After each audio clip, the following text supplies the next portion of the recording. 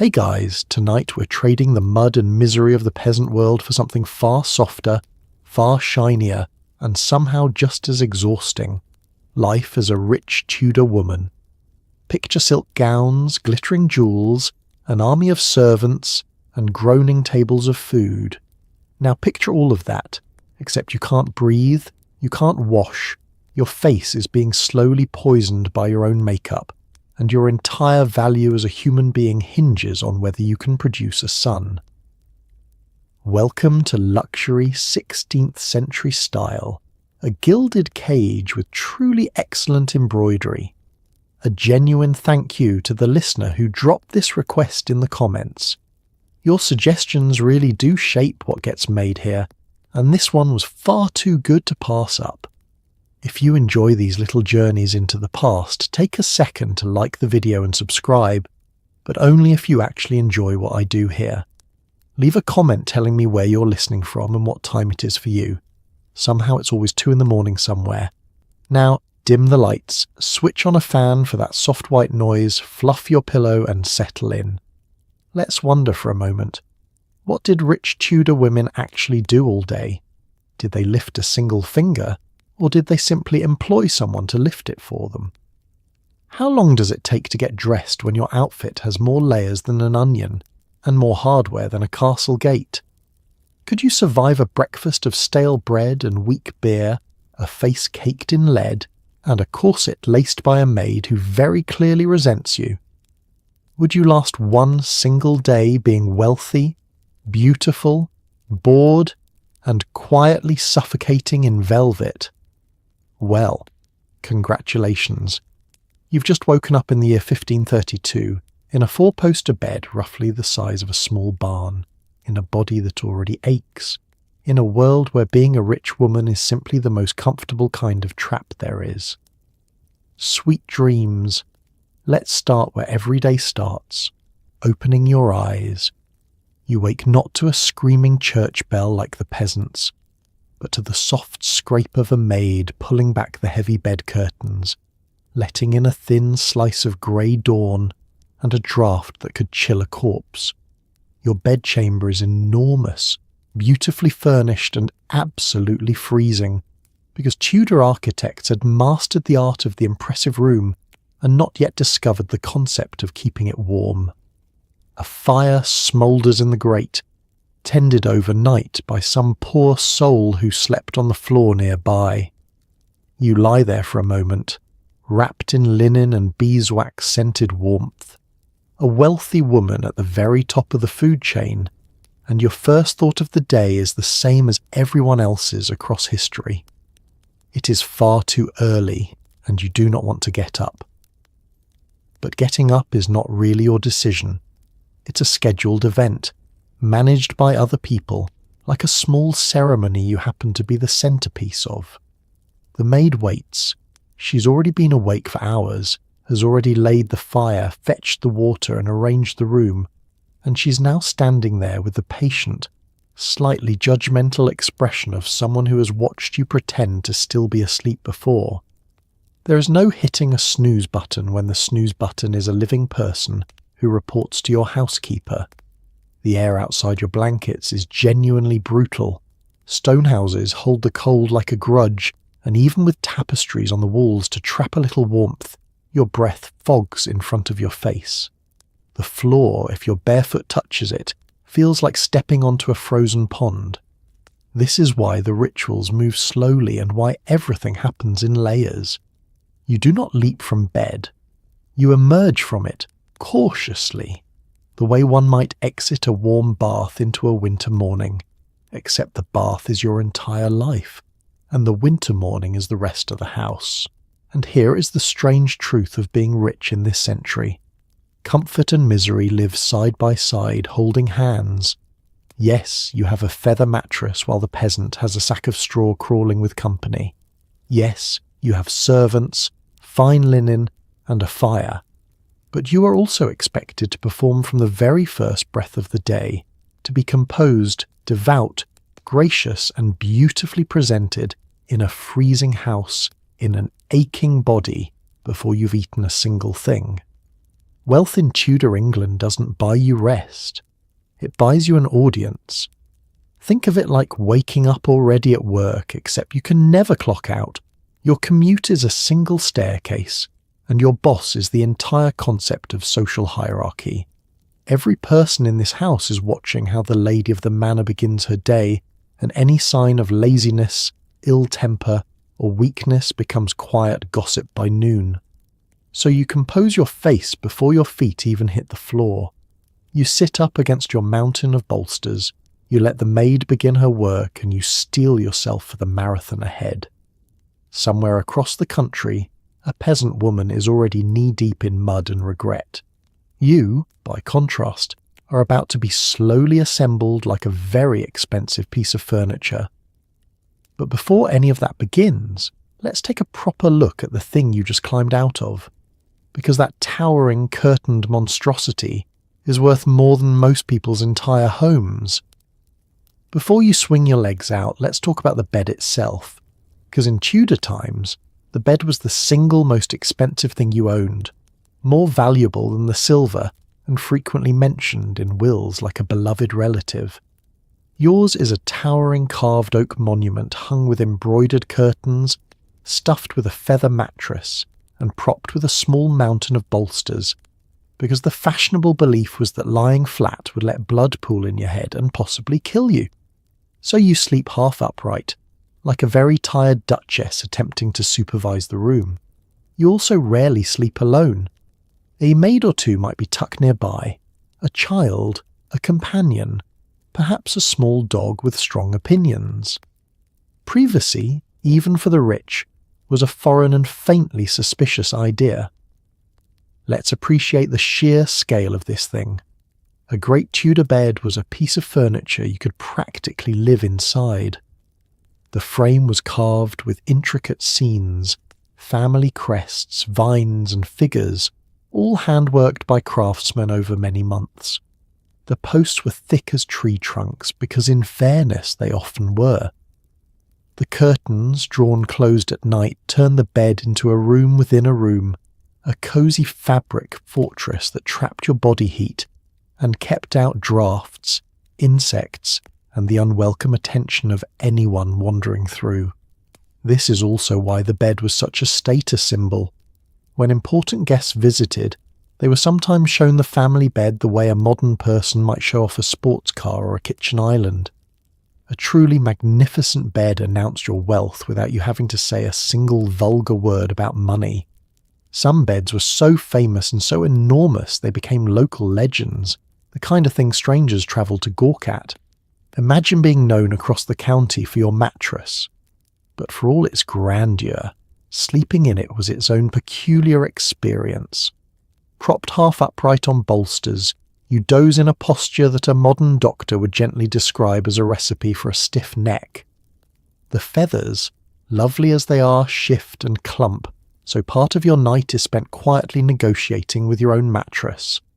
And then there are the roommates. The idea of a private bedroom where one person sleeps alone in restful silence would have struck a Tudor as bizarre, lonely, and possibly dangerous. Sleeping near others was safer, warmer, and simply normal. So your nights are communal, whether you like it or not. A maid breathes nearby. The dog reorganizes itself at your feet roughly every hour. A child might crawl in. Someone, somewhere in the curtained dark, is definitely snoring. It's less like a serene night's rest and more like a very fancy slumber party that never ends and that you did not technically agree to. And keeping all of this clean was an ongoing battle. Feather mattresses, warm enclosed curtains, and shared sleeping space made the great bed a 5-star resort for fleas and bedbugs who did not care how much your oak frame cost. Servants beat the bedding, aired the mattresses, and stuffed sweet herbs about, fighting a war they could never quite win. Being rich meant your bed was glorious. It did not mean it was empty of guests with 6 legs. So you climb out of your magnificent, crowded, faintly itchy fortress and prepare to face the day. But your first appointment isn't with your wardrobe or your breakfast. It's with God, because in this house, Holiness comes before everything, including pants. It's time to be holy. Before food, before dressing, before you've fully decided whether you like being awake, you pray. In a wealthy Tudor home, devotion isn't just personal. It's a performance staged for the entire household. You might kneel at a small private altar in your chamber, or gather your servants for communal prayers, leading them in scripture with the calm authority of a woman who knows that piety is currency. Religion in this century is also a deadly serious matter of politics. Pray the wrong way, in the wrong reign, and you could lose far more than your reputation.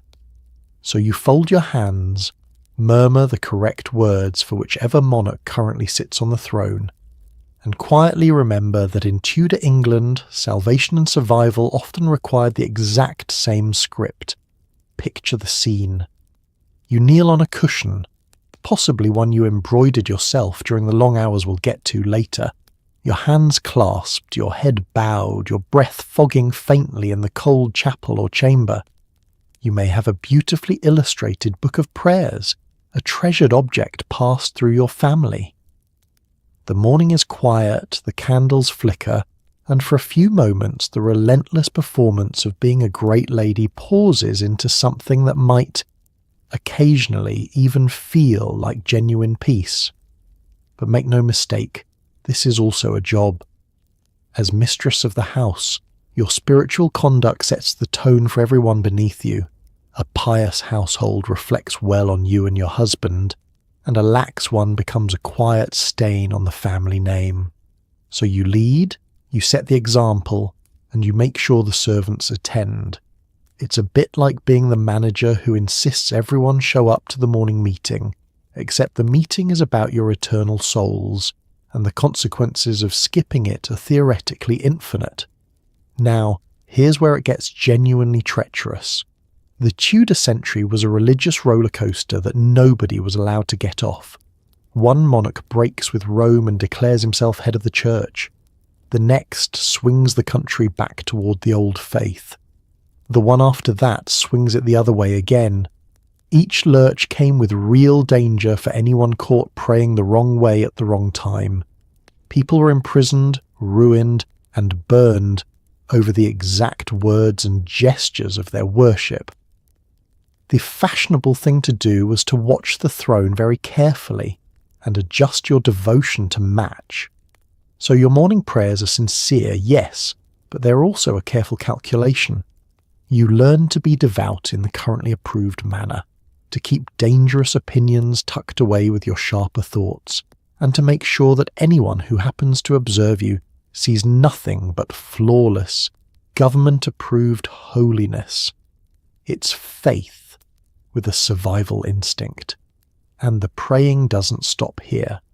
Devotion threads through the entire day, before meals, at set hours, in moments of worry, woven into your speech and your letters and your charity to the poor at the gate.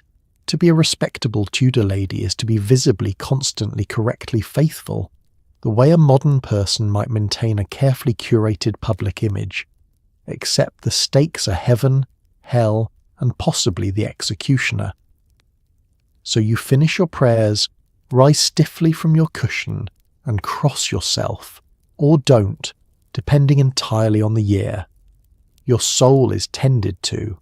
Your standing is maintained. And now comes the part of the morning that will consume more time, more labour, and more patience than your prayers, your breakfast, and possibly your faith combined. Getting dressed. Now comes the main event of any rich woman's morning. Getting dressed. A process so elaborate it makes assembling flat-pack furniture look relaxing. You cannot do this alone. It is physically impossible. So one or more maids descend upon you and the construction begins. First the smock. A simple linen shift against the skin. The one genuinely comfortable item you'll wear all day. Then layer upon layer is added, pinned, tied, and adjusted, while you stand there like a very expensive scarecrow holding your arms out. There are no zippers, no elastic, and certainly no buttons you can reach yourself. Everything fastens at the back or laces tight, which means your independence ended the moment you decided to look respectable. Welcome to fashion as a full-contact team sport. Let's walk through the assembly line, because that's genuinely what it is.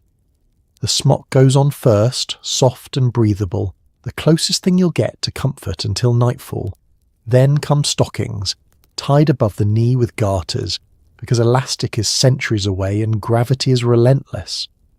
After that, the structural layers begin, and this is where dressing stops being clothing and starts being engineering. Each piece must go on in the correct order, fastened by someone else, adjusted, and pinned. Yes, pinned. Because a startling amount of your outfit is literally held together with pins. This means standing still for a very long time while other people work on you. You lift your arms when told, you turn when told, you hold your breath when told, and you'll be told. A maid laces, ties and tugs while another fetches the next layer.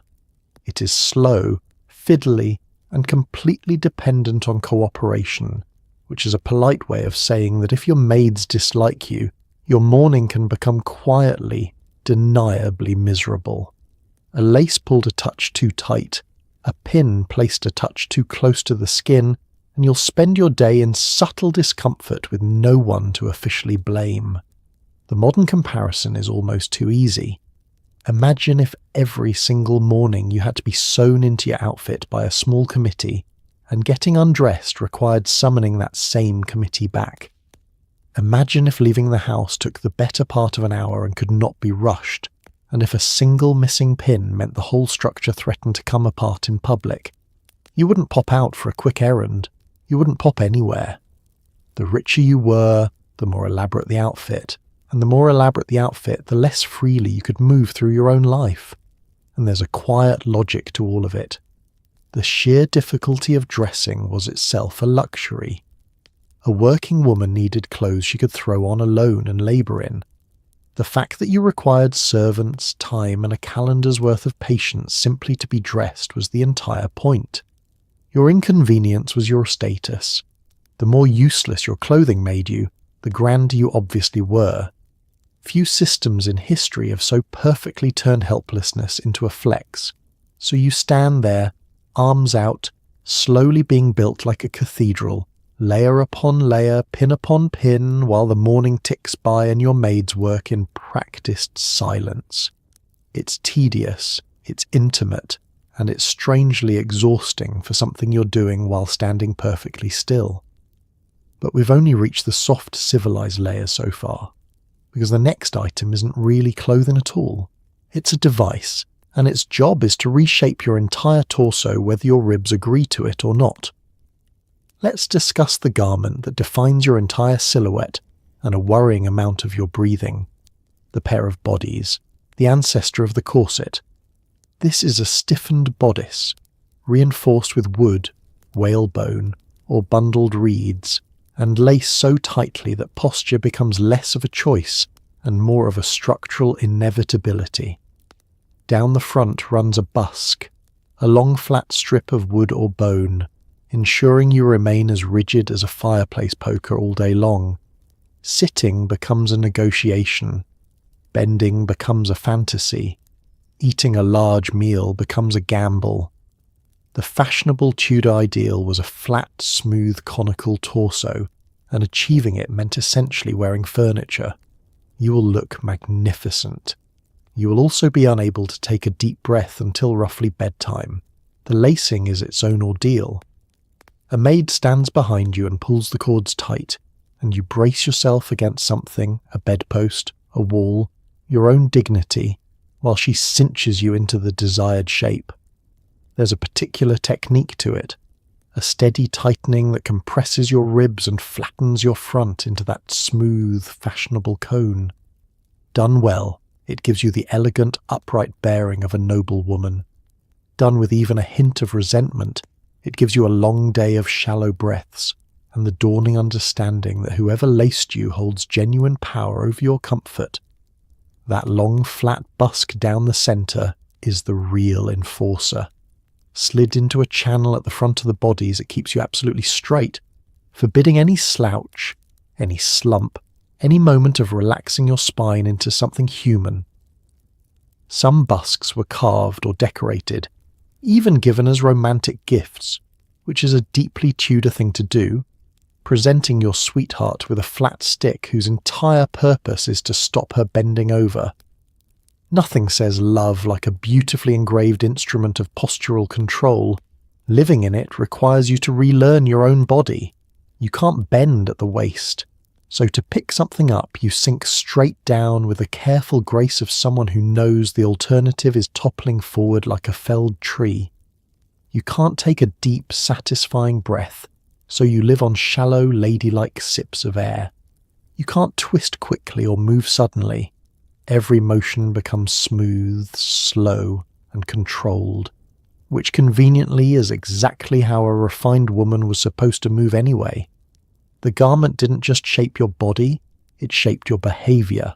The modern comparison: imagine wearing a back brace that someone else tightens for you, that you cannot adjust or remove without help, that you keep on from breakfast until bed every single day for your entire adult life. Now imagine being told this is glamorous, desirable, and the mark of a truly elegant lady. You'd be forgiven for occasionally wondering whether fashion was invented by someone who simply disliked women and wanted them to sit very still. And yet there were genuine perks if you squint. The rigid support did help carry the considerable weight of the heavy gowns layered on top, distributing the load so you didn't collapse under your own outfit. It kept you warm. It gave you that commanding, unmistakably aristocratic posture that signalled breeding and control. You looked, in a word, powerful, even as you quietly counted the hours until you could breathe properly again. So you stand, encased, flattened, and impeccably upright, your ribs negotiating a ceasefire with the laces. The top half of you is now a smooth, dignified cone. But a cone needs a base, something wide and dramatic to balance all that careful flattening. And so we descend to the lower half, where Tudor fashion abandons subtlety entirely and decides that the proper shape for a woman is, essentially, a bell. With your torso safely caged, it's time to deal with the lower half. Enter the farthingale, a hooped underskirt of cane or whalebone that holds your skirts out in a vast dramatic dome. Over it go the kirtle and the gown, yards upon yards of heavy velvet, brocade and silk, embroidered, slashed, and trimmed with fur until you weigh roughly the same as a small sheep. This is the point of the exercise. The wider your skirts, the more fabric you can afford, and the more fabric you can afford, the more important you obviously are. Of course, this means you can no longer fit comfortably through doorways, sit in normal chairs, or move quickly in any direction. You don't walk into a room so much as slowly arrive in it, like weather. The farthingale arrived in England from Spain and changed the female silhouette into something architectural. The cane or bone hoops are sewn into a petticoat in graduated rings, creating that smooth, structured cone or bell that the heavy outer skirts then drape over. The result is striking. A tiny, flattened waist blooming outward into an enormous, gravity-defying skirt. It is the 16th century's idea of perfect proportion, and it is gloriously, defiantly impractical. Let's talk about the weight, because nobody warns you about the weight. Once the kirtle and gown are layered over the hoops, you're carrying an extraordinary amount of fabric, the finest, heaviest, most expensive cloth available, often weighted further with elaborate embroidery, gold thread, jewels and fur trim. You don't so much wear this gown as haul it about with you all day. By evening, your shoulders, your back and your already compressed torso are quietly filing complaints. The corset at least helps you bear it, which is one of the few times the corset is on your side. Now consider the simple act of moving through a building. Doorways become tactical challenges. You learn to angle yourself, to gather your skirts, to judge the width of an opening at a glance. Chairs are a problem too, since your skirts won't compress, so you perch, arrange, and settle rather than simply sitting. Staircases require attention and an attendant. Getting into a carriage is an event. The grander your clothing, the more of life becomes a series of careful logistical manoeuvres, all performed with a serene expression, as though gliding through a doorway sideways were the most natural thing in the world. The comparison that fits best is trying to live a normal day, while permanently carrying a small, rigid, circular table around your hips that you're not allowed to put down. You'd adapt, eventually. You'd learn the angles and the pauses and the practice sweep, but you'd never be quick, you'd never be casual, and you'd certainly never sprint anywhere, which again was precisely the intention. A woman in a great farthingale was not built for hurrying. She was built for being looked at, and looked at you were. That enormous skirt was a canvas, a billboard, a slow-moving advertisement for your husband's fortune. Every yard of silk announced that your family could afford to drape a single human being in the cost of a farmhouse. Practicality was never the goal. Spectacle was. You were a walking monument to wealth, and monuments are not meant to be nimble. So now you're built. Torso flattened, skirts vast, the whole magnificent structure assembled and weighing on you like a beautiful punishment. But we've left out the very top, and in Tudor England you do not simply let your hair hang loose like some scandalous milkmaid. No, your hair must be tamed, coiled, hidden, and crowned, and the crown comes with its own small architectural project. Now to the head. Your hair, long and uncut because cutting it would be scandalous, is brushed, braided, coiled, and pinned into submission, then hidden almost entirely beneath a hood. You have choices, and they are political. The gable hood is stiff, angular, and aggressively English, framing the face like a tiny architectural project. The French hood, the rounded, fashionable favourite of a certain doomed queen, sits further back and shows a daring sliver of hairline. Either way, comfort is not on the menu, and washing your hair is a rare ordeal involving herbs, vinegar, and a great deal of patience. Mostly you brush it, perfume it, and trust that the hood is doing the heavy lifting, hiding whatever scandalous reality lurks beneath. Let's start with the hair itself. All that long, uncut hair that you're expected to keep and conceal at the same time. A respectable woman's hair was not for public display. Loose, flowing locks were the mark of young girls, brides, and women of questionable virtue. So the moment you reach womanhood, your hair goes up and stays up, braided and coiled tight against your scalp, anchored with pins and tucked safely out of sight. The maid works it into submission each morning, and on a cold day, the cool metal pins sliding against your scalp are their own small wake-up call.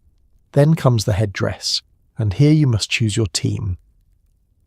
The gable hood, also called the English hood, is the older, stricter style. A stiff, pointed frame shaped rather like the roof of a house, draped with dark fabric, covering the hair almost completely and framing the face in severe, pious lines. It says traditional. It says modest. It says you are a serious woman who does not court attention, which is itself a kind of statement. The French hood, by contrast, is the fashionable rebel. Rounded, set back on the head, edged with a pretty band and often jewels, it reveals a small, thrilling sliver of your hairline, just enough to be elegant without being scandalous. It was made famous by a queen whose story did not end well, which gives the whole style a faint whiff of danger and glamour. Wearing one signalled that you were sophisticated, current, and perhaps a touch daring. In a world this watchful, even the curve of your hood was a sentence about who you were. But fashionable or traditional, the hood shares one universal quality. It is not comfortable. It's heavy. It grips. It presses. And you wear it for the entire day. By evening, you can feel exactly where it has been sitting, the way a modern person feels a too-tight hat or a headband worn for hours. You learn to ignore it, the way you've learned to ignore the corset and the weight of your skirts, adding it to the running tally of small discomforts you've simply agreed to endure in exchange for looking like a person of consequence. And let's address the secret the hood is keeping, because washing your hair is a genuine production. Full hair washing was infrequent and laborious, involving heated water, herbal rinses, vinegar and combing, followed by the considerable problem of drying long hair in a cold, damp house. So between washes you rely on brushing, on scented powders and oils, and above all on the hood, which conveniently hides whatever is happening underneath. Out of sight, out of mind, and crucially, out of smell, mostly. So your head is now neatly packaged, hidden and crowned with the headgear of your chosen allegiance. You're nearly a finished masterpiece. But a Tudor lady's face is not considered complete in its natural state.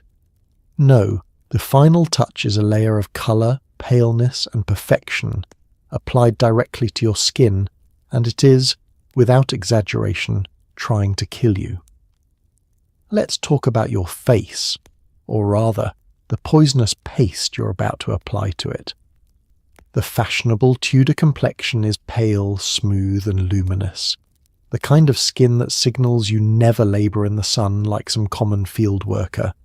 To achieve it, you smear on ceruse, a delightful blend of white lead and vinegar across your face, neck and chest. For your cheeks and lips, a flattering dab of vermilion, which is essentially mercury. You are, in short, painting your face with two of the most toxic substances known to humanity every single day for beauty. Over time it ruins the skin it was meant to perfect, which means applying even more to cover the damage. It's a skincare routine designed by your worst enemy, and you wear it with pride. Let's understand why anyone would do this, because there is a logic, however grim. Pale skin meant wealth.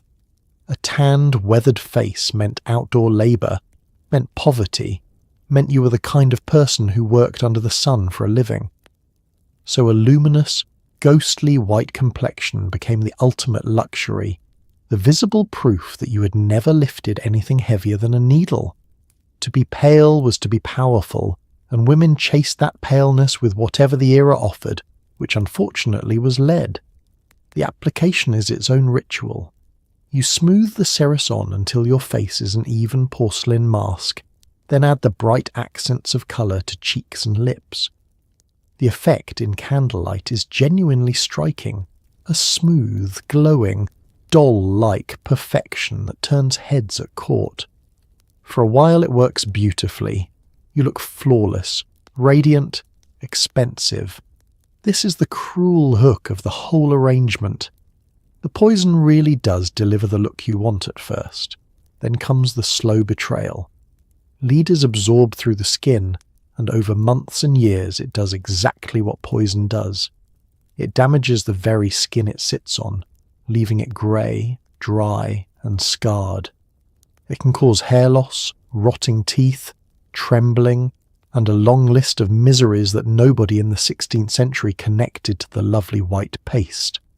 And the response to lead-damaged skin was, tragically, more lead, a thicker mask to cover the ruin caused by the last one. It's a debt that compounds, a beauty routine that consumes the very thing it promises to enhance. The modern comparison writes itself, except no modern comparison is quite this dark. Imagine a cosmetic that made you stunning today and slowly poisoned you over years, and imagine everyone agreeing it was worth it. Imagine the more it damaged your face, the more of it you applied, trapped in a loop where the cure and the cause were the same jar. You'd think someone would notice. Someone probably did. But fashion, vanity, and the brutal social cost of looking ordinary kept the lead pots full. And you can't simply skip it, not really. At your level of society, appearing at court or before guests with a bare, sun-touched, ordinary face would be its own quiet scandal, a failure to perform the role of the flawless lady. The pressure to be beautiful in exactly the approved way was relentless, and the approved way happened to be toxic.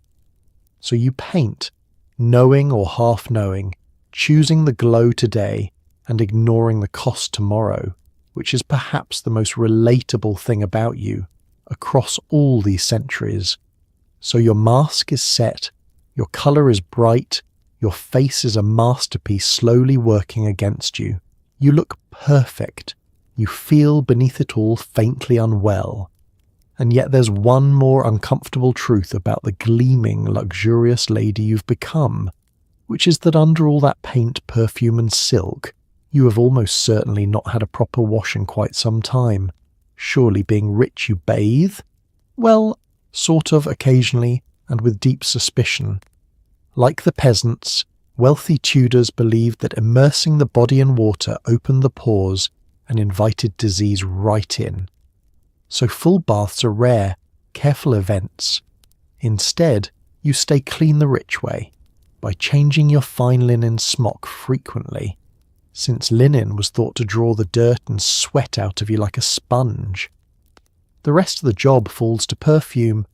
You drench yourself in rose water, carry a pomander stuffed with musk and spices, and scatter sweet herbs through the house, all in a glorious losing battle against the smell of unwashed bodies, wood smoke, and whatever the dogs have been doing. You don't conquer odour, you simply outspend it. Let's sit with the theory of cleanliness here because it's genuinely fascinating and completely wrong. The prevailing belief was that hot water opened the pores of the skin, and open pores let in bad air, disease and corruption. Bathing, therefore, wasn't just unnecessary, it was actively risky. A full immersion bath became a rare, deliberate undertaking, often more medicinal than routine, requiring heated water hauled and poured, screens for warmth, and a good reason. You did not casually take a soak after a long day. You scheduled a bath the way you might schedule minor surgery. So the real engine of Tudor cleanliness was linen. The idea was that fresh, clean linen worn against the skin would absorb your sweat and grime, effectively cleaning you from the outside in, no water required. Changing your smock often was the genuine luxury, the true marker of a refined and clean person. The more frequently you could swap into crisp laundered linen, the cleaner you were considered, regardless of what was actually happening to the skin underneath. Your cleanliness was measured in laundry, not in bathing.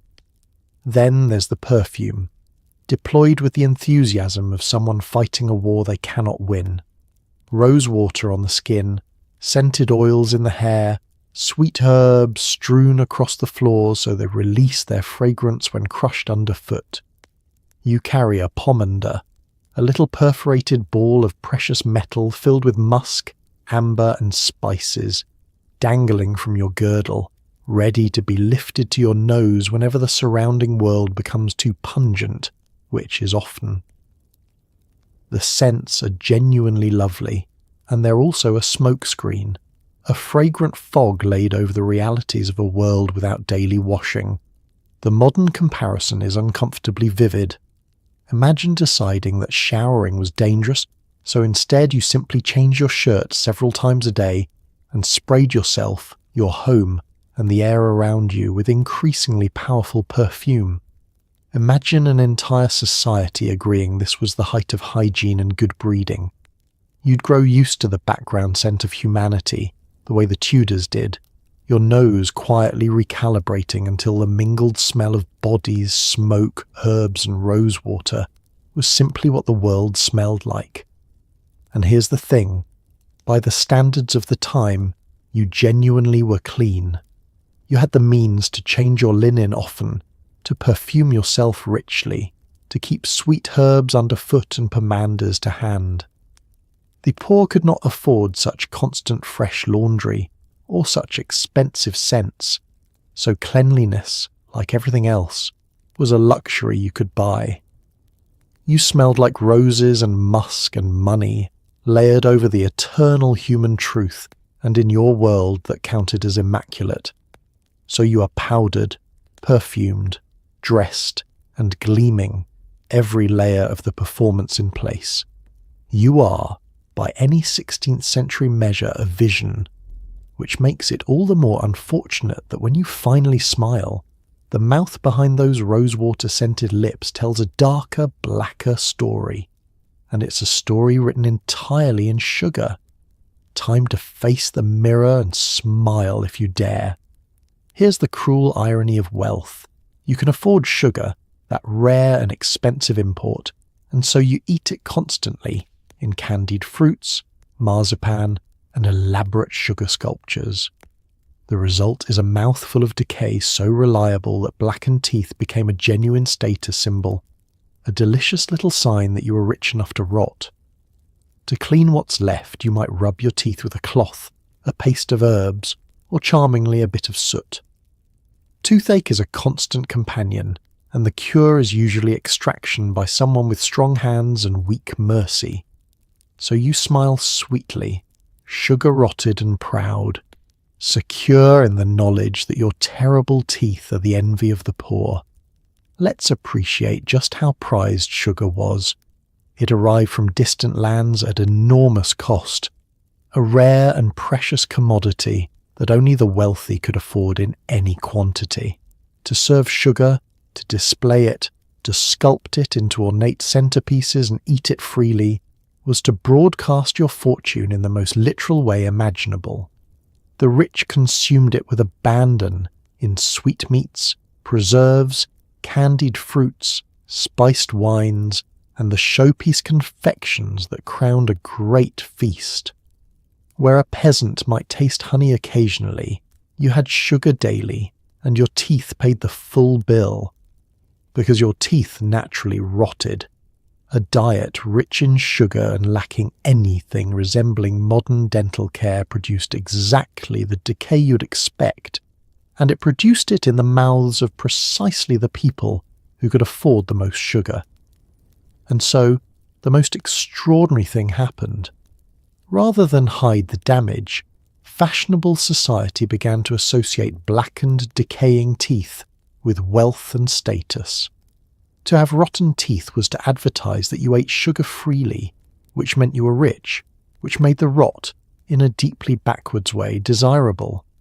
Some people without the means to rot their own teeth reportedly blackened them on purpose to fake the look. Aspiration is a powerful and occasionally idiotic force. The cleaning routines, such as they were, did not help much. You might wipe your teeth with a linen cloth, rub them with paste of herbs, ground shells, or other abrasive concoctions, or rinse with wine or vinegar. Some of these freshened the breath briefly. Some, like the abrasive scrubs and the soot, actively wore away the enamel and made things worse.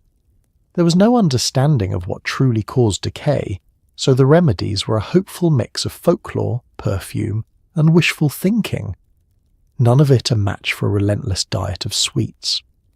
When a tooth finally gave out and the pain became unbearable, the solution was brutal and simple: pull it.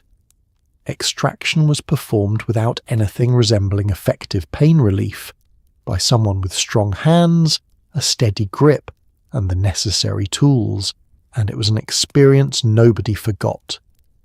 The constant low hum of toothache was simply part of life, a familiar companion that flared into agony often enough to make a strong drink or a desperate prayer a regular part of the day. The modern comparison is almost too pointed. Imagine living in a world where the food that ruined your health was the most expensive and desirable thing on the table, where the visible damage it caused was paraded as proof of success, where people without that damage faked it to seem wealthier. Imagine that rotting was aspirational. You'd never need to wonder whether status could make people do absurd things to their own bodies. So you smile, blackened and serene, your sugar-stained teeth a badge of the very prosperity that's slowly dismantling your mouth. You've been woken, prayed over, assembled, painted, perfumed, and now you've smiled your expensive smile at the mirror, there's just one thing left before the real work of the day begins, the one part of this entire production that's supposed to bring simple comfort, and naturally even your breakfast is going to have its own opinions. Finally, food. You shuffle, stiffly, to break your fast, though breakfast in this era is a modest affair, often eyed with mild moral suspicion as a sign of greed. You're served fine white manchet bread, soft and pale, the kind only the wealthy eat, perhaps with butter, cold meat or cheese. To drink, ale or small beer, because the water remains a quiet assassin, and wine if you're feeling grand and it isn't too early, which it always is. There's no tea, no coffee, no morning miracle in a cup to make you human again. Just bread and beer at dawn, eaten standing or perched awkwardly thanks to your corset, fueling you for the genuinely demanding job that's being a rich Tudor woman.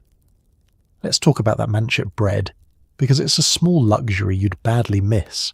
While the poor gnawed on coarse dark loaves bulked out with rye, barley, and whatever else stretched the flour, you ate manchet, a fine, soft white bread made from the best sifted wheat. White bread was a status symbol in itself, pale and refined the same way your skin and your linen were pale and refined. The lighter the loaf, the higher your standing. You could read a person's place in society by the colour of their bread, and yours was practically luminous. The drink situation is where modern sensibilities tend to flinch. You're drinking ale or small beer with your morning bread, and so is everyone else, including the children. This isn't decadence, it's survival.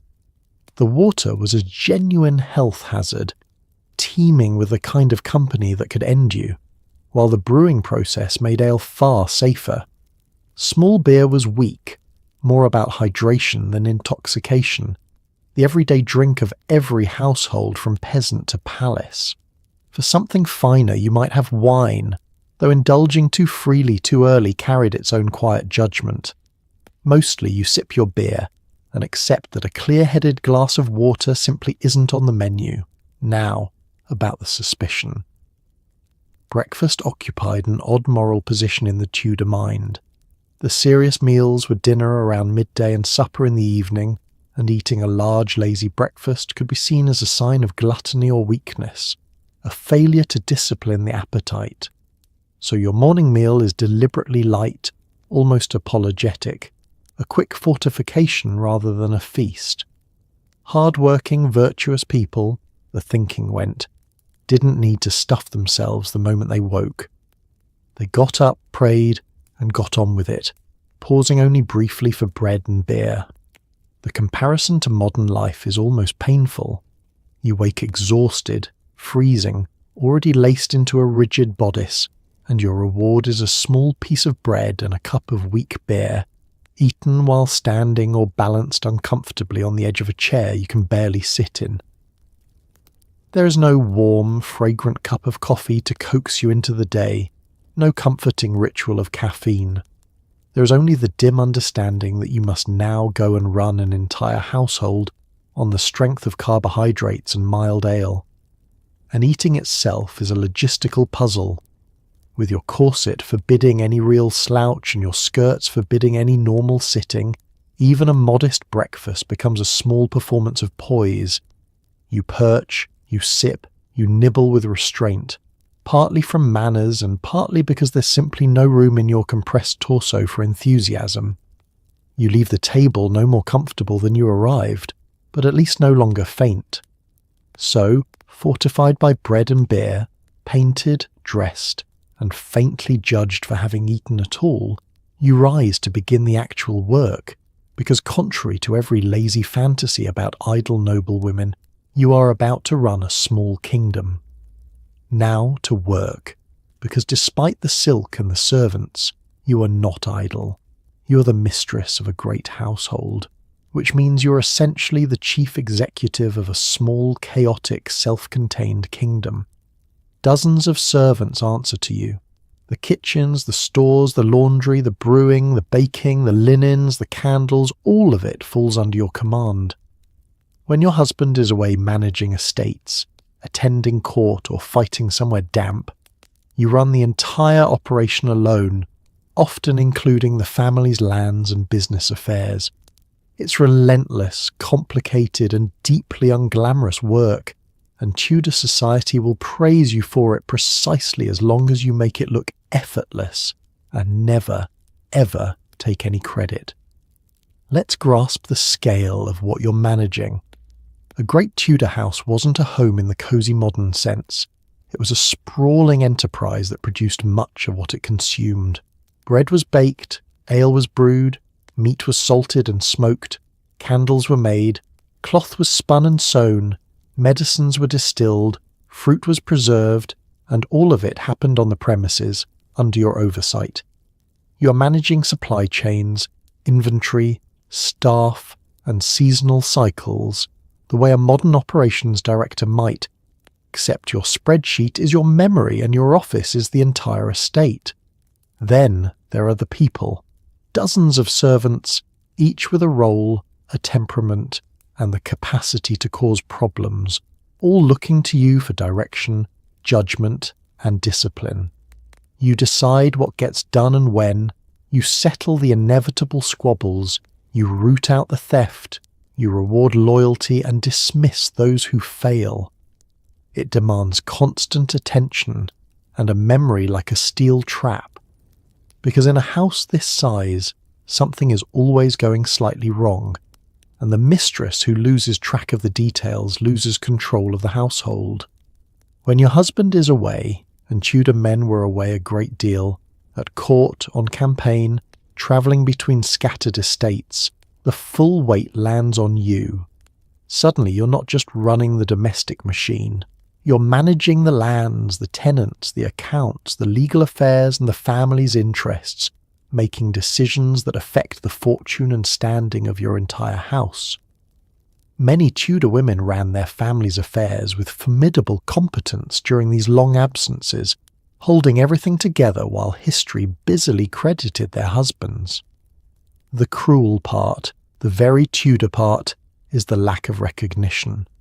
All this skill, all this labour, all this command was expected to be invisible. A well-run household was supposed to look effortless, as though it simply happened on its own, and the praise, when it came, flowed to the family's reputation and the husband's good name. You were the engine, but you ran silently, and drawing attention to your own competence was itself a kind of impropriety. The ideal lady managed everything and appeared to manage nothing. The modern comparison is bleakly familiar. Imagine doing the demanding, unending work of a senior executive, on call every waking hour, while being expected to make it look like a hobby and to deflect all credit to someone else. You wouldn't get a title, a bonus, or a single line in the official story. You'd get the quiet internal satisfaction of knowing that without you, the whole gilded structure would collapse by Tuesday. So you square your shoulders, ignore your aching corset, and step into your role as the unseen ruler of this miniature realm. And the first order of business in any kingdom is the same, dealing with your subjects, who in your case are an entire household of servants, each of whom knows exactly where you keep your secrets. Let's talk about your staff, because managing them is a daily campaign. A wealthy home runs on a small army of cooks, maids, grooms, pages and laundresses, all of whom must be fed, housed, supervised, and occasionally untangled from one another's dramas. You assign the tasks, settle the disputes, catch the theft, and somehow maintain the dignified distance expected of your rank, while knowing absolutely everything that happens beneath your roof. Loyalty is bought with fair treatment, fear, and the threat of dismissal, which in this century is no small thing. A good mistress is respected. A weak one is robbed blind.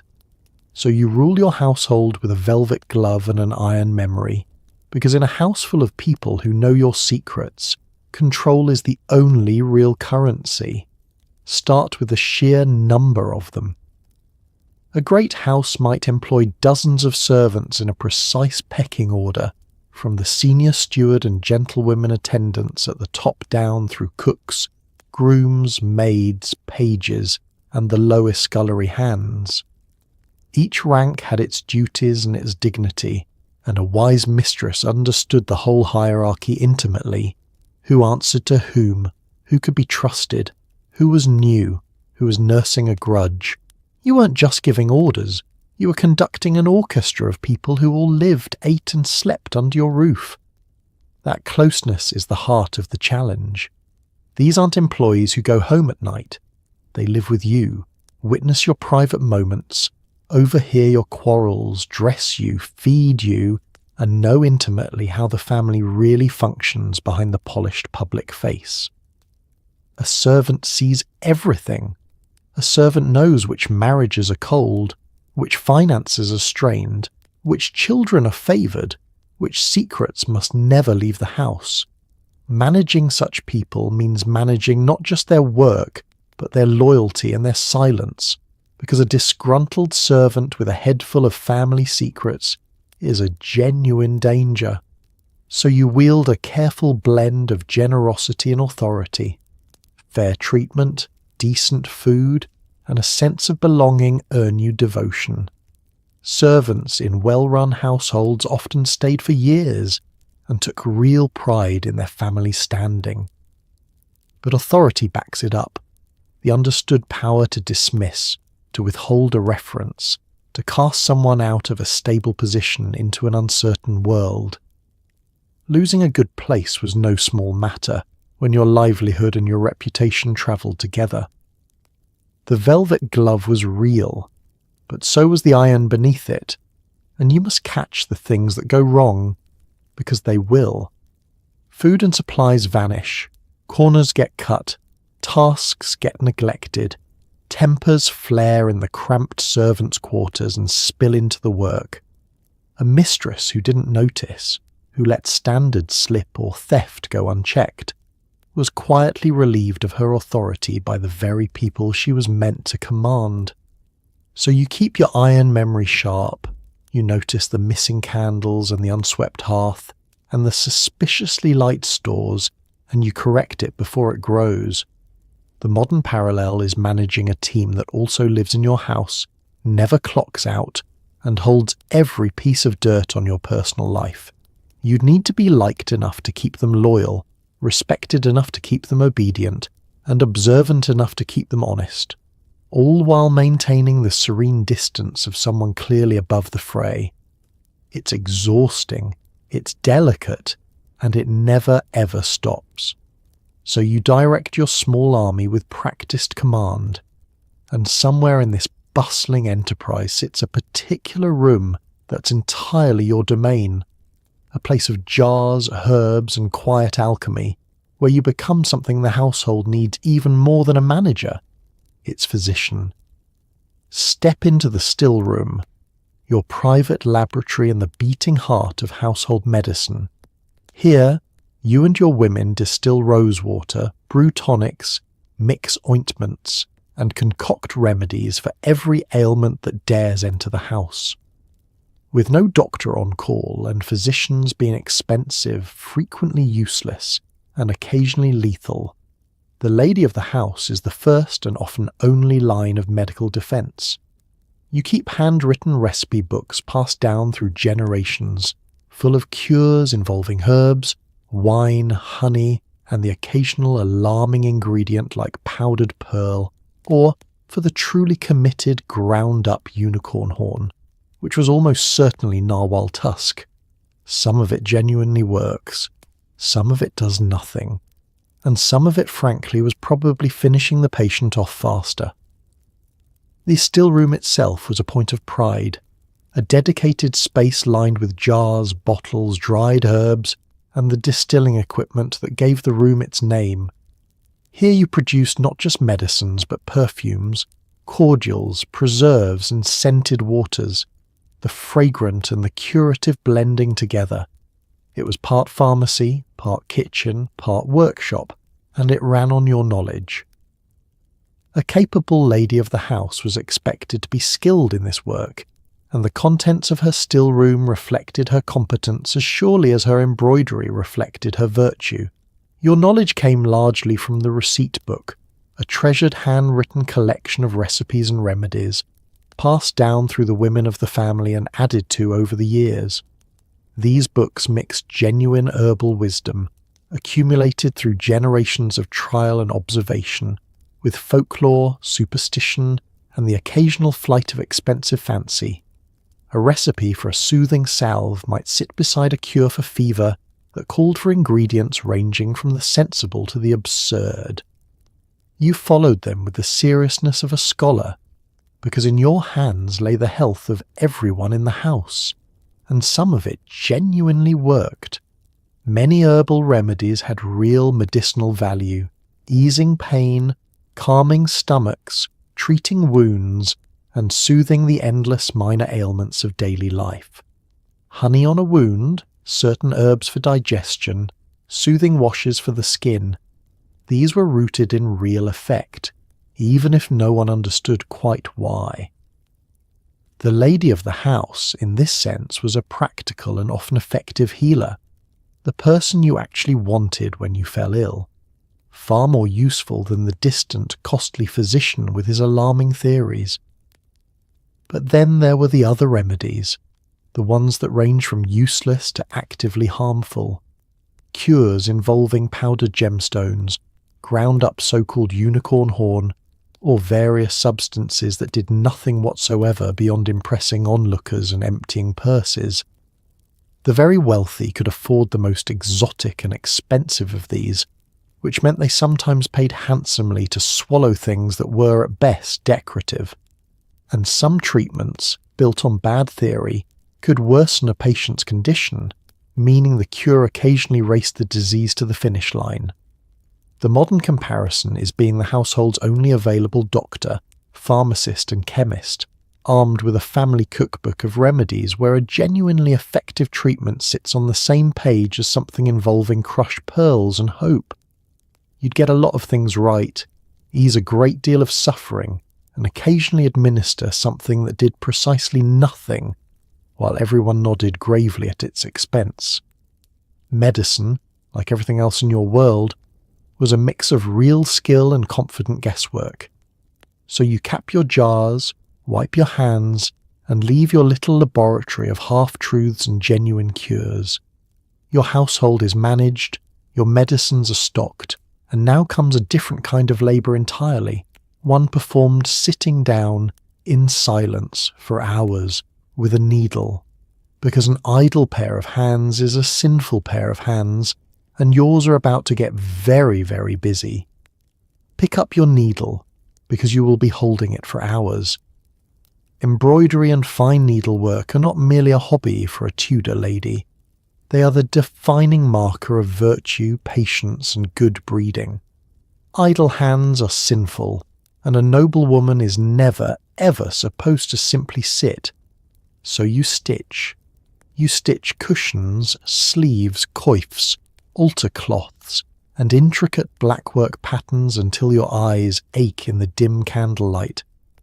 The very greatest ladies, including queens, stitched obsessively, sometimes as a quiet form of expression in a world that let them express almost nothing else.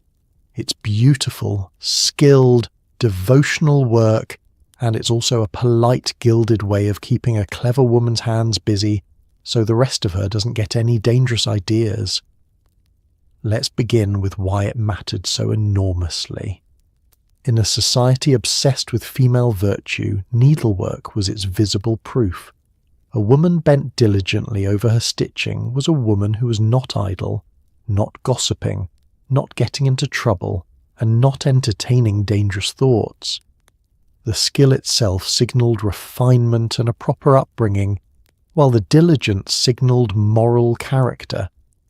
To be praised for your needlework was to be praised as a good woman, and the two were so tangled together that they were nearly the same compliment. The work itself was genuinely skilled and often beautiful. Fine black work, delicate silk embroidery, intricate patterns of flowers, beasts and symbols, all worked by hand in painstaking detail. You decorated clothing, cushions, coifs, gloves, bed hangings, and religious cloths, transforming plain fabric into something rich and personal. The best work was extraordinary, the product of years of practice and hours of patient attention, and a lady's finest pieces were genuine achievements, displayed and admired and treasured. But let's be honest about the hours. This was not a pleasant 10 minutes of crafting.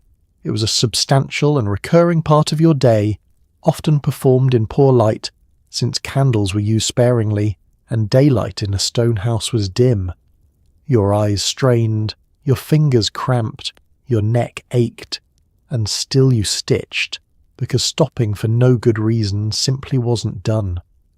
A great lady might spend a remarkable portion of her life with a needle in hand, producing an endless flow of beautiful, useful, virtuous objects. There's a quieter truth woven into all those stitches too. For women whose voices were constrained at every turn, who were not supposed to speak too freely, think too boldly, or move too independently, needlework could become a rare form of expression. The choice of patterns, symbols, and images could carry meaning, mood, even subtle messages, a way of saying something in thread that could not safely be said aloud. Some of history's most famous noblewomen stitched obsessively in their most difficult hours, pouring whatever they could not speak into their work. The modern comparison is being expected to fill every spare moment with a single quiet, productive, eye-straining task, not because you necessarily enjoy it, but because being seen doing nothing is a moral failing. Imagine if relaxing visibly was considered shameful, if even rest had to be disguised as industry. You'd learn to keep your hands always busy, your posture always demure, your needle always moving, and you'd find, perhaps, that within those endless stitches lay one of the few small spaces that were genuinely your own. So your fingers move, your patterns bloom, and the hours pass in silent, virtuous industry. But your education didn't stop at the needle. A lady of your standing was shaped to be more than diligent and decorative, and the next part of your day reveals something the world preferred not to dwell on. That behind that demure, stitching exterior sights a surprisingly well-furnished mind. Now for something Tudor England didn't always advertise: your brain. A wealthy girl, unlike her poorer sisters, might receive a genuine education, learning to read and write, study scripture, and master French, Latin, even Greek, if her family was ambitious or fashionable. Some Tudor noblewomen were astonishingly learned, debating theology and reading classical texts in the original. The catch, of course, is that this education was meant to make you a more pious, more accomplished, more marriageable ornament, not an independent thinker with opinions you might inconveniently voice. So you read carefully, learn quietly, and keep most of your sharper thoughts to yourself, because in this century a clever woman is admired right up until the precise moment she becomes a problem. Begin with the rarity of it. The vast majority of women in this era could not read at all, their lives offering neither the time nor the opportunity for letters. But for a girl born into wealth, education was possible and increasingly fashionable, especially as humanist ideas spread the radical notion that women too might benefit from learning. You might be taught by tutors, by your mother, or alongside your brothers in your earliest years, absorbing reading, writing, scripture, and the polite accomplishments expected of your class. For the most ambitious families, the education could go remarkably far. Some Tudor noblewomen mastered multiple languages, read classical authors in Latin and Greek, studied philosophy and theology, and could hold their own in serious intellectual company. There were women of this century whose learning genuinely dazzled the scholars of their day, who corresponded with the great minds of Europe and were celebrated cautiously for their brilliance. The capacity was clearly there. The question was always what society would permit you to do with it. And that's where the catch tightens. Your education was, in the official view, a kind of Polish, a set of accomplishments meant to make you more virtuous, more devout, a more impressive match, and a more capable mistress of a household. Learning was acceptable, even admirable, as long as it served these ends and stayed within them. A reading woman who used her mind to deepen her piety and grace her family was a credit to her house. A woman who used her mind to question, to argue, to assert herself in matters reserved for men was something else entirely, something the century viewed with deep unease. So you learn to navigate the narrow path. You read, you study, you cultivate a genuinely capable mind, and you deploy it with care, in the approved directions and rarely beyond them. You voice your sharpest insights selectively, to the right people, in the right rooms, knowing that a clever woman walks a perpetual tightrope between being admired for her accomplishments and resented for her presumption. The same intelligence that one praise in one moment could invite suspicion in the next, depending entirely on how visibly you used it. The modern comparison is being highly educated and genuinely smart, yet expected to treat your intelligence as a decorative quality rather than a tool you might actually wield. Imagine being praised for your learning while being quietly discouraged from drawing conclusions, from disagreeing, from leading. You'd grow expert at reading the room, at knowing exactly when to speak and when to let a thought go unsaid, at carrying a well-stocked mind through a world that wanted it admired but not exercised. So you close your book, your mind quietly richer than the world expects it to be, and turn to another of your refined accomplishments, one that is also expected to be exercised on command and for the pleasure of others. It's time to make music, whether the mood strikes you or not. Let's make some music, whether you feel like it or not. A truly refined Tudor lady is expected to play, and play well, the lute, the virginals, perhaps the viol, and to sing sweetly when asked. Music is entertainment, courtship, and proof of your fine upbringing all in one tidy package.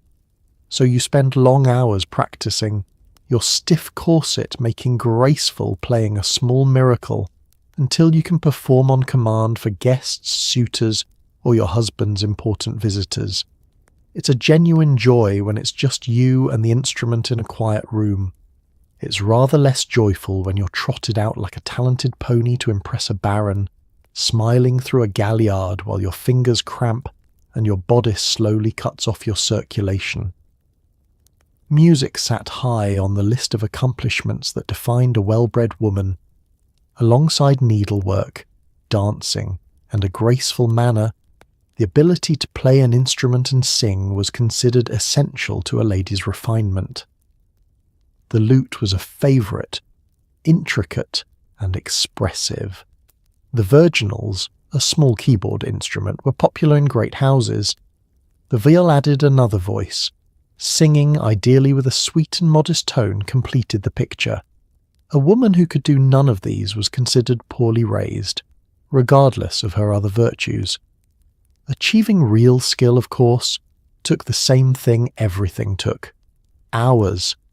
You practiced and practiced, often from childhood, drilling the fingerings and the songs until they became second nature, and you did it constrained by the same rigid clothing that governed everything else, your corset enforcing a posture that made certain movements awkward, your heavy sleeves and stiff bodice fighting the easy fluidity that fine playing demands. To play beautifully while laced into furniture was its own small triumph of will over wardrobe. The purpose of all this practice was performance, and performance was rarely on your own terms. Music was a social currency, deployed to entertain guests, to charm during courtship, to display the family's refinement to visitors who mattered. When important company arrived, you might be called upon to play and sing, to demonstrate your accomplishments the way a family might show off any prized possession. Your talent became a kind of hospitality, offered up on demand, your private skill turned into public proof of your worth and your breeding. There's a real tension in that. In private, music could be a genuine pleasure, one of the few activities that might feel like rest, like expression, like something done for its own sake. Alone with an instrument, a woman could lose herself in the sound, find a moment of peace in a day governed by duty. But the same skill, summoned before an audience you didn't choose, for purposes that served everyone but you, could feel less like art and more like obligation, a performing animal's trick rolled out to impress a room full of people you'd rather not be performing for. The modern comparison is having a genuine talent that you're expected to put on display whenever it's socially useful, regardless of your mood, your comfort, or your wishes. Imagine being asked to perform at every gathering, not because anyone asked if you wanted to, but because your performing reflects well on your family. You'd come to hold your gift in two minds, treasuring it in your private hours and quietly resenting it in your public ones, smiling graciously through both.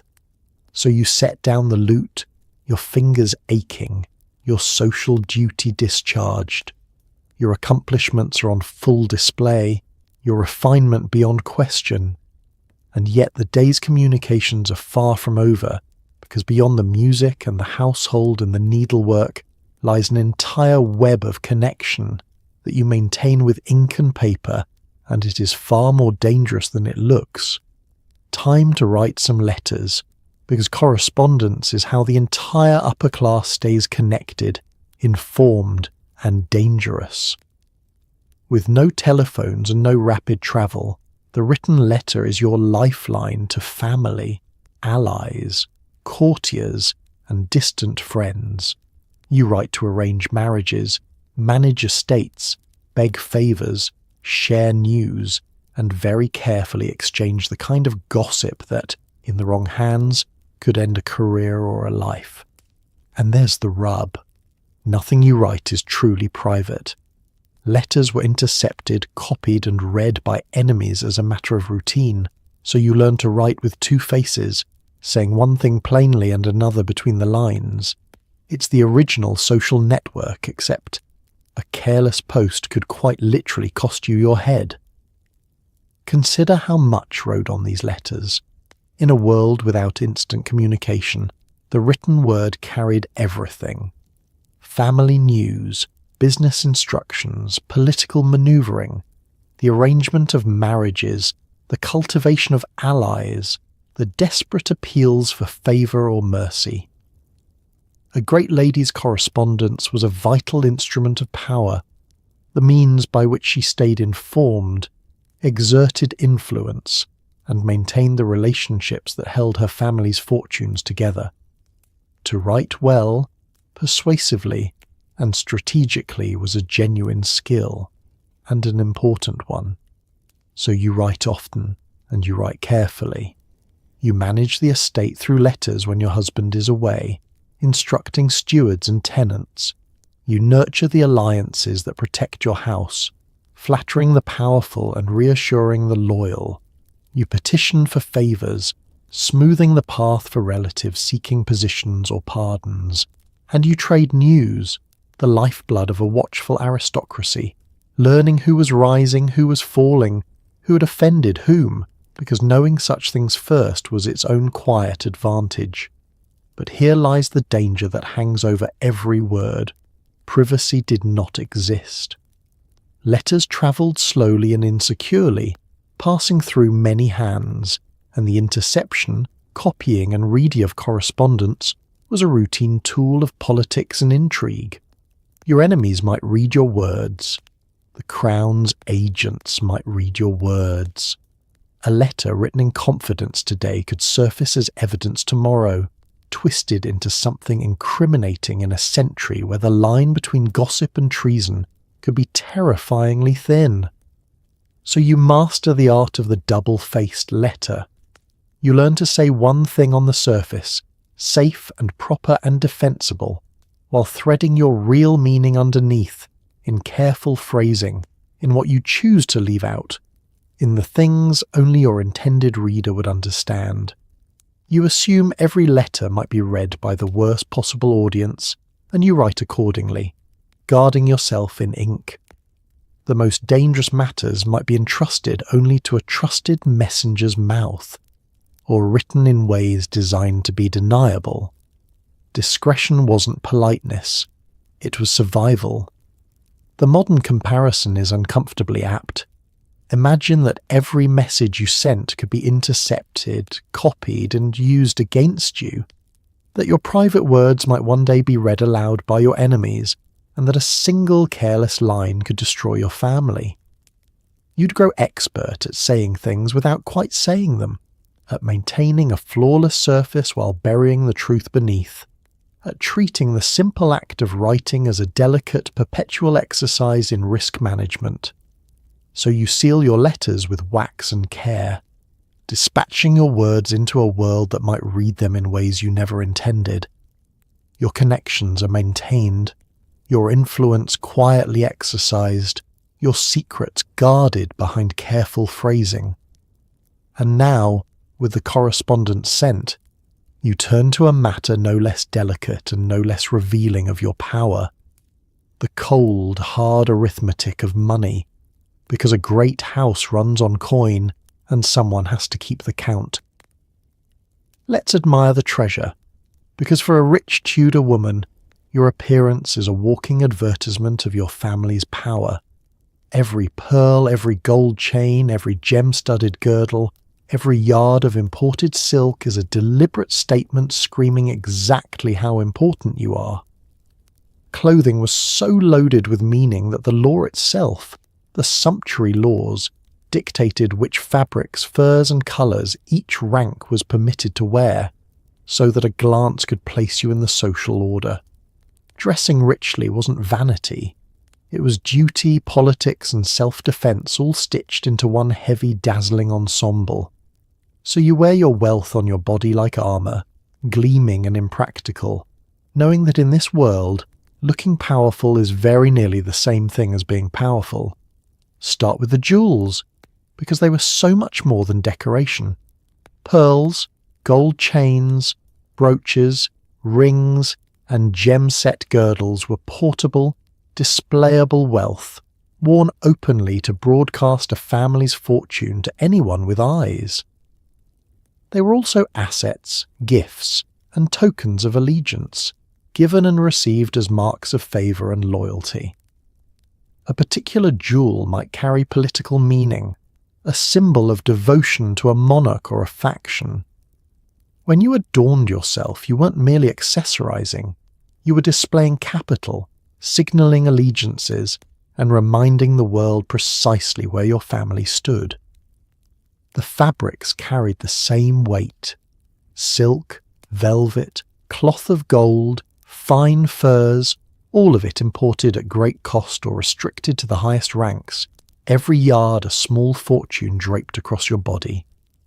The sheer quantity of fabric in a great gown, multiplied by the cost of the cloth and the labour of the embroidery, made a single outfit worth more than a working family might see in years.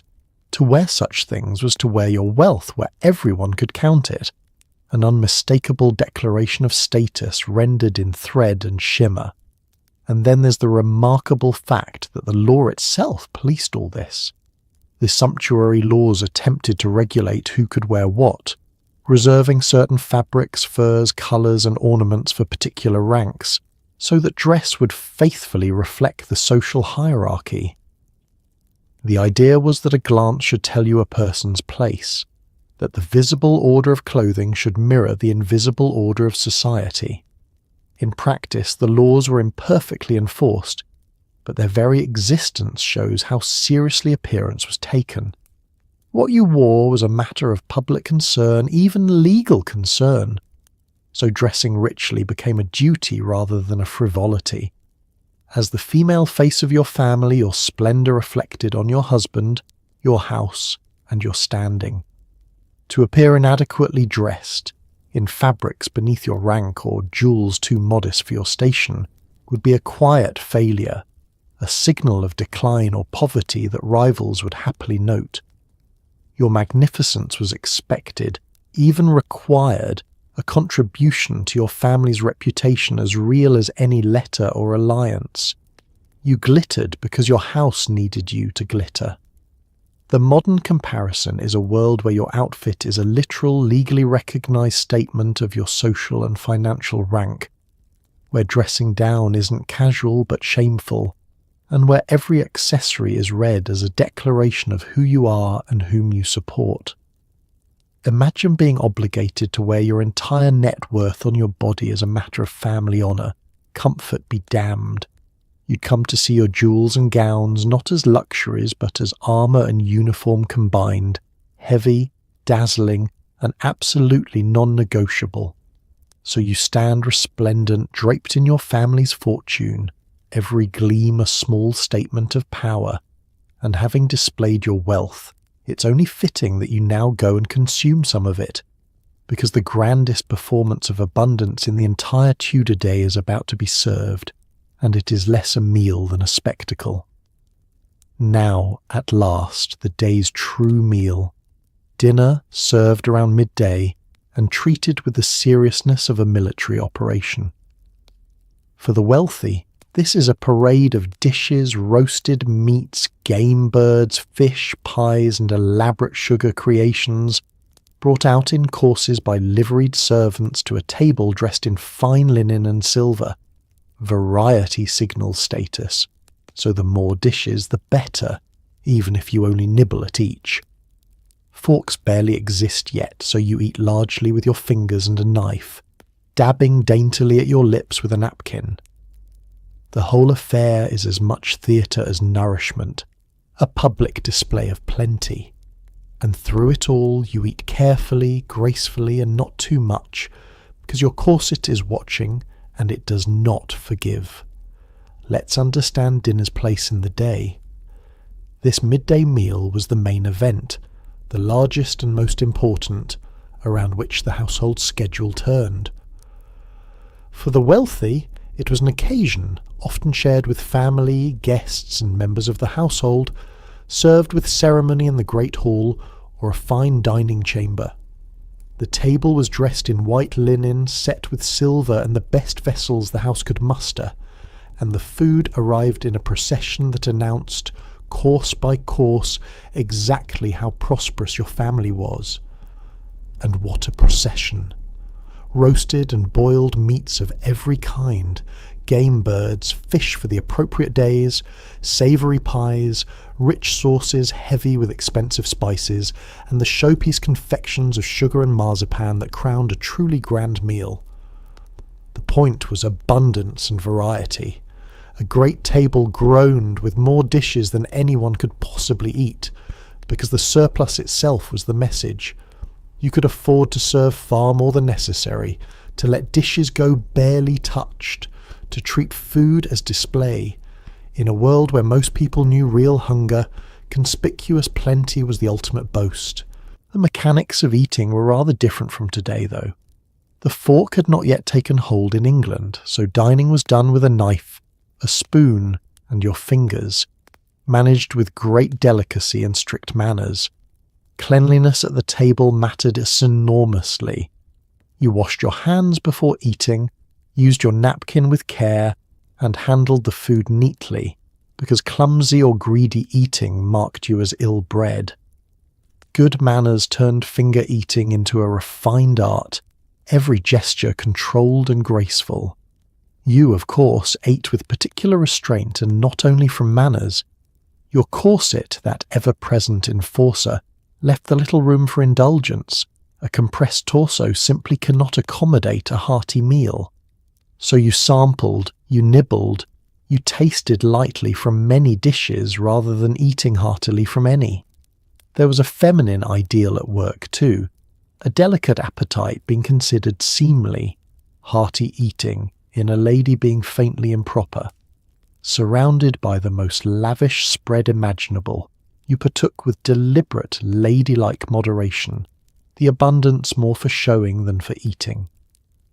The modern comparison is a banquet staged primarily as performance, where the sheer excess of food is the point, where eating is governed by elaborate etiquette, and where you, the lady of the house, are expected to preside gracefully while barely eating at all.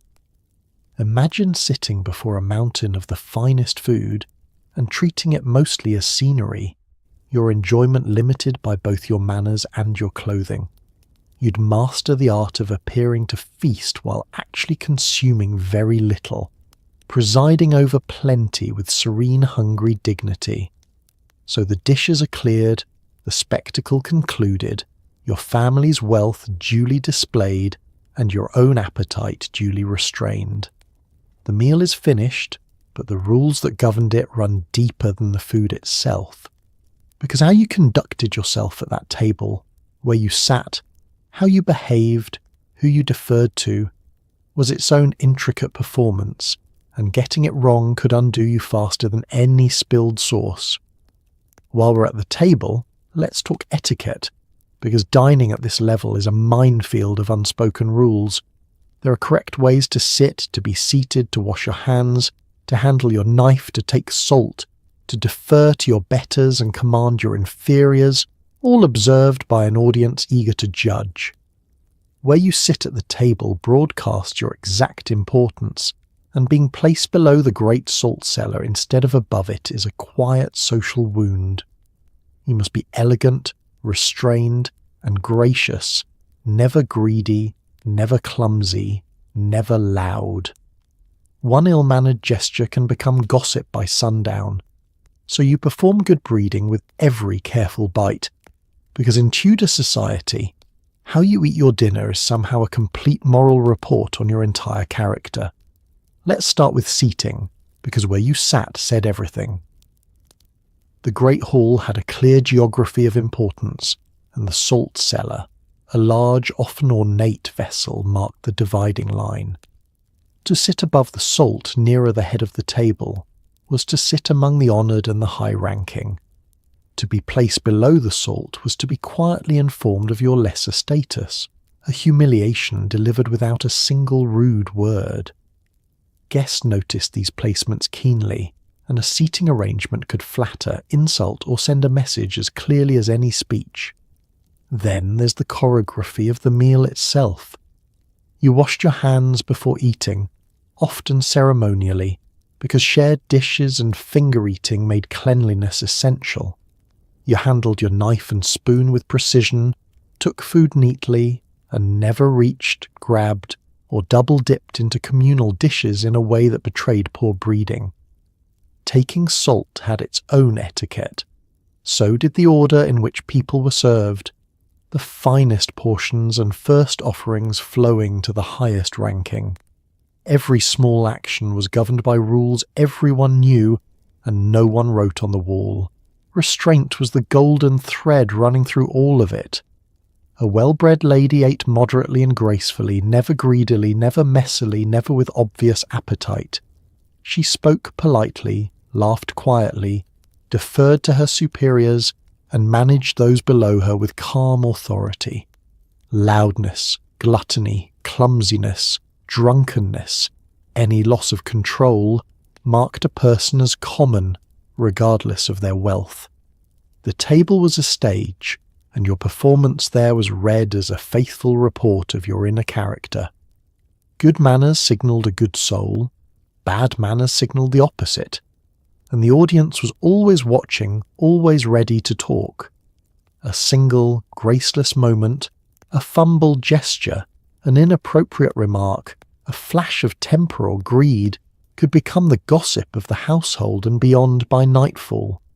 In a world where reputation was everything and travel was slow, stories about a person's conduct circulated and stuck. You couldn't afford a careless dinner because there was no such thing as a private one. Someone was always observing, always judging, always prepared to repeat what they saw. The modern comparison is dining where every utensil, every gesture, every word is scrutinized as evidence of your worth, where your assigned seat publicly ranks you, and where a single slip becomes tomorrow's gossip. Imagine that good manners weren't merely polite, but a moral and social test you sat at every single meal, with consequences that rippled through your reputation. You'd eat with relentless care, your guard never down, your elegance a permanent performance. So you finish your impeccably mannered meal, your character successfully demonstrated one careful bite at a time. The eating is done, the judging survived, and now the afternoon opens before you. And remarkably, it offers one of your few genuine tastes of freedom, a chance to leave the watchful house behind, climb onto a horse, and feel, briefly, almost wild. Let's get some air, and possibly some adrenaline. When the indoor world of stitching and supervising grows suffocating, a wealthy woman can ride out, and many did so with real skill and enthusiasm. You ride elegantly, often side saddle in a sweep of heavy skirts, perhaps to hunt or to go hawking, sending a trained falcon soaring after prey, a sport that was both genuinely thrilling and an excellent display of status. For a few precious hours you're outdoors, moving fast, the wind catching your hood, free in a way the rest of your day never allows. Then the falcon returns, the horses are stabled, and you're escorted back inside to your gilded cage, your brief taste of wildness folded neatly away with the riding gloves. Riding was a genuine skill that noble women cultivated and often loved. You learned to handle a horse with confidence, frequently riding side saddle, both legs to one side in deference to the modesty your heavy skirts and your dignity demanded. It looks precarious to modern eyes, and it required real balance and control, but accomplished horsewomen managed it gracefully, even at speed. The horse was also a status symbol in its own right, a fine mount as much a statement of wealth as a fine gown, and riding out announced your rank to the whole countryside. Hawking, or falconry, was a particular delight and a sport in which women participated openly. You carried a trained bird of prey, hooded and gloved upon your wrist, and at the right moment released it to climb into the sky and stoop upon its quarry. The skill, the patience, and the bond between falconer and bird made it a refined and prestigious pursuit, and the type of bird you flew signalled your exact place in the hierarchy, certain raptors reserved for certain ranks. To hawk well was both a pleasure and a quiet boast, and the hunt, in its various forms, offered the rare thrill of speed and pursuit. Whether chasing game across the parkland or following the hounds, hunting let you move fast, take risks, and feel the exhilaration of the open field, sensations almost entirely absent from your carefully controlled indoor life. For a woman whose days were a procession of duties performed within walls, the sheer physical freedom of a gallop through the countryside was intoxicating, a brief, glorious escape from the constant performance of refinement. Because that's what these outdoor hours truly offered: escape. Out in the air on horseback, with the wind tugging at your hood and the ground rushing beneath you, you were as close to free as your world allowed. The watching eyes of the household fell away. The suffocating routine paused. For a few hours you could be active, capable, and almost untamed, a different version of yourself than the composed lady who presided over dinner and bent over her needlework. It was the closest thing to liberty you'd taste. The modern comparison is having one cherished activity that briefly lets you escape an otherwise rigidly controlled life, a window of real freedom in a schedule of obligation. Imagine days governed entirely by duty and decorum, with a single outlet where you could move fast, take risks, and feel genuinely alive. You'd treasure those hours fiercely, knowing exactly how rare and how temporary they were. But the light shifts, the falcon returns to its hood, and the horses are led back to the stable. Your taste of wildness ends, and you're escorted once more behind the walls. Still, the day offers gentler pleasures too, and not all of them require a saddle. Some of them wait just outside the door in a place where even nature has been taught its manners. Step out into the garden, that carefully controlled slice of nature where even the plants must behave. The grand Tudor garden is a marvel of order. Neat geometric knot gardens, clipped hedges, fragrant herbs and arbours for walking, all arranged with the same obsessive symmetry that governs your wardrobe. Strolling here is one of your few genuinely peaceful pleasures. A chance to breathe fresh air, gather herbs for the still room, or simply exist somewhere that isn't damp stone and wood smoke. It's also, of course, another display of wealth, because maintaining such elaborate gardens required armies of gardeners and money to burn. So you walk the gravel paths, admiring nature that has been thoroughly tamed, manicured and disciplined, which makes it the perfect companion for a woman in exactly the same condition. Let's appreciate the design, because nothing here is accidental. The fashionable Tudor garden prized order, symmetry and control. Knot gardens, intricate patterns of low-clipped hedges arranged in geometric designs, were the showpiece, sometimes filled with herbs, flowers or coloured gravel to heighten the effect. Paths ran in straight, deliberate lines. Hedges were clipped into crisp shapes. Everything was balanced and measured. Nature was not allowed to sprawl as it pleased. It was shaped into pleasing artifice, a garden that looked, in many ways, like a living version of the embroidery you spent your morning stitching. For all its rigid design, the garden offered real and rare pleasures. To walk its paths was to breathe fresh, open air, a genuine relief after the smoky enclosed dimness of a stone house. The fragrant herbs and flowers, lavender, roses, rosemary and more, perfumed the walks and pleased the senses. Arbours and covered walkways gave shade and shelter for strolling and quiet conversation. In a life lived so heavily indoors, the garden was a precious pocket of pleasantness, a place to simply exist in the light and the air for a while. It was useful too. The herbs and flowers feeding your still room often grew here, and gathering them connected your peaceful stroll to the practical work of medicine and household provision. A knowledgeable lady understood her plants, knew what grew where and what each was good for, and the garden served as both pleasure ground and pharmacy. Beauty and utility grew side by side in those orderly beds, the decorative and the functional planted in the same disciplined rows, and inevitably the garden was a display of wealth. Maintaining such elaborate manicured grounds demanded land, labour and money, teams of gardeners to clip the hedges, tend the beds, rake the gravel, and keep the whole intricate design crisp and perfect. A grand garden was a luxury that proclaimed your family's resources as surely as your jewels or your table. Visitors admired it, walked in it, and understood the fortune required to keep nature so beautifully obedient. Even your leisure, it turned out, was a statement.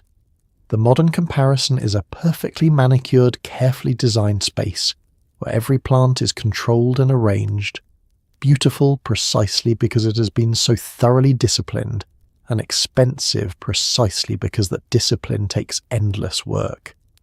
Imagine finding genuine peace in a place whose entire charm lies in how completely nature has been tamed. There's a quiet irony in it. A woman bound by rules finding her rest in a garden bound by the very same instinct for order. So you finish your stroll, herbs gathered, lungs filled with fresh air, soothed by all that lovely obedient beauty. The afternoon mellows toward evening, and the household turns toward gentler amusements. And among the favourite pastimes of the idle rich is one that combines pleasure, sociability, and the genuine expensive thrill of risking your family's money on the turn of a card. Now for a little fun and a little risk. Gambling was wildly popular across all of Tudor society, and the wealthy played with enthusiasm and serious money.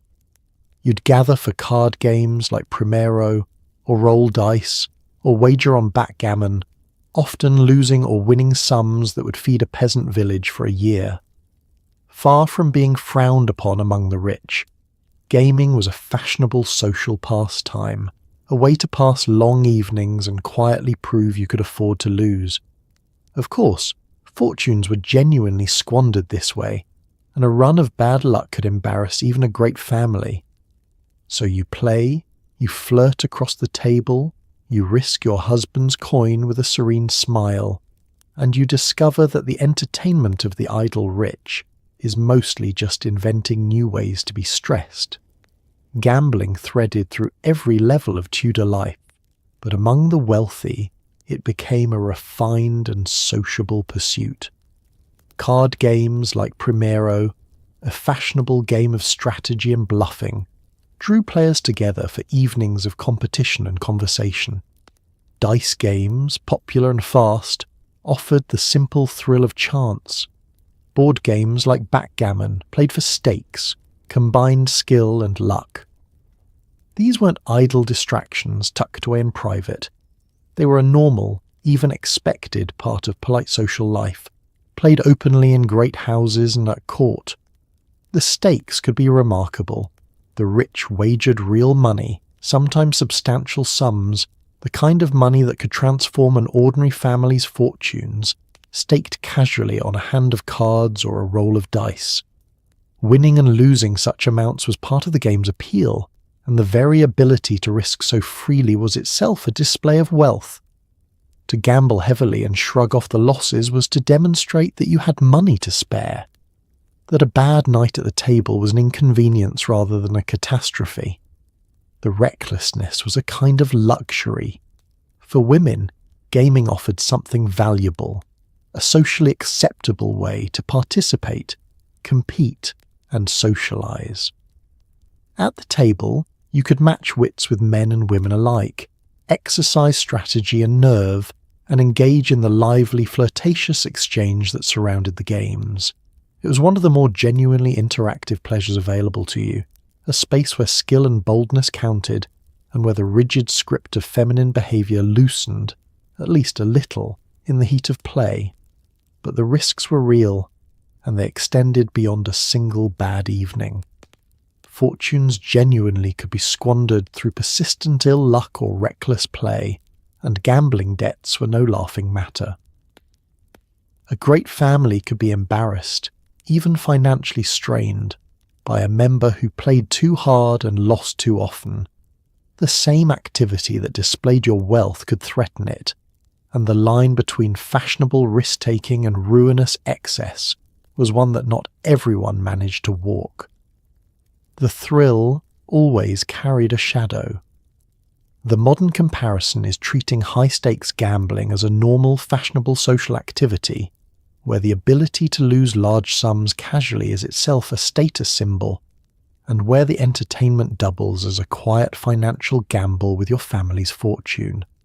Imagine that risking serious money was simply how respectable people spent their evenings, and that the cool nerve to do it was admired. You'd play with a serene smile and a churning stomach, discovering that the leisure of the rich was simply stress with better refreshments. So you set down your cards, your fortunes slightly altered one way or the other, your nerves quietly tested. The evening grows livelier still, and the company turns to a pleasure that combines music, movement, courtship, and yet another opportunity to demonstrate your accomplishments. The musicians strike up, and it's time, corset and all, to dance. Let's dance and prepare to sweat. Tudor dancing is no gentle sway. The fashionable dances are energetic, complex, and genuinely demanding. The stately pavane lets you glide and show off your gown, but the galliard involves leaps and intricate footwork, and the scandalous volta requires your partner to actually lift you off the ground, a move conservative folk found shockingly improper. Mastering these dances is essential, a key part of courtship and court life, and a poor dancer is quietly pitied. So you practice until the steps are flawless, then perform them in your full armour of corset, farthingale and pounds of jewels, smiling serenely as if it's effortless, while underneath the velvet you're essentially running a marathon in a wooden cage. Grace, it turns out, is exhausting. Begin with the range of these dances because they span the spectrum from stately to athletic. The Pavani was slow and grand, a dignified processional that let dancers display their fine clothes and graceful bearing, gliding across the floor in measured steps. It was elegance distilled, more about presence than exertion. But the Pavane was often paired with livelier dances that demanded considerably more from the body, and that's where the workout began. The Galliard was the energetic favourite, full of springs, hops, kicks and intricate footwork that required real skill and stamina. Dancers leapt and turned through complex sequences, and a man might show off with elaborate jumps while his partner matched the rhythm with her own demanding steps. It was vigorous, it was impressive, and performing it well took genuine athleticism. Then there was the Volta, the most daring of all, in which the man lifted his partner off the ground and turned with her in a close, swooping embrace.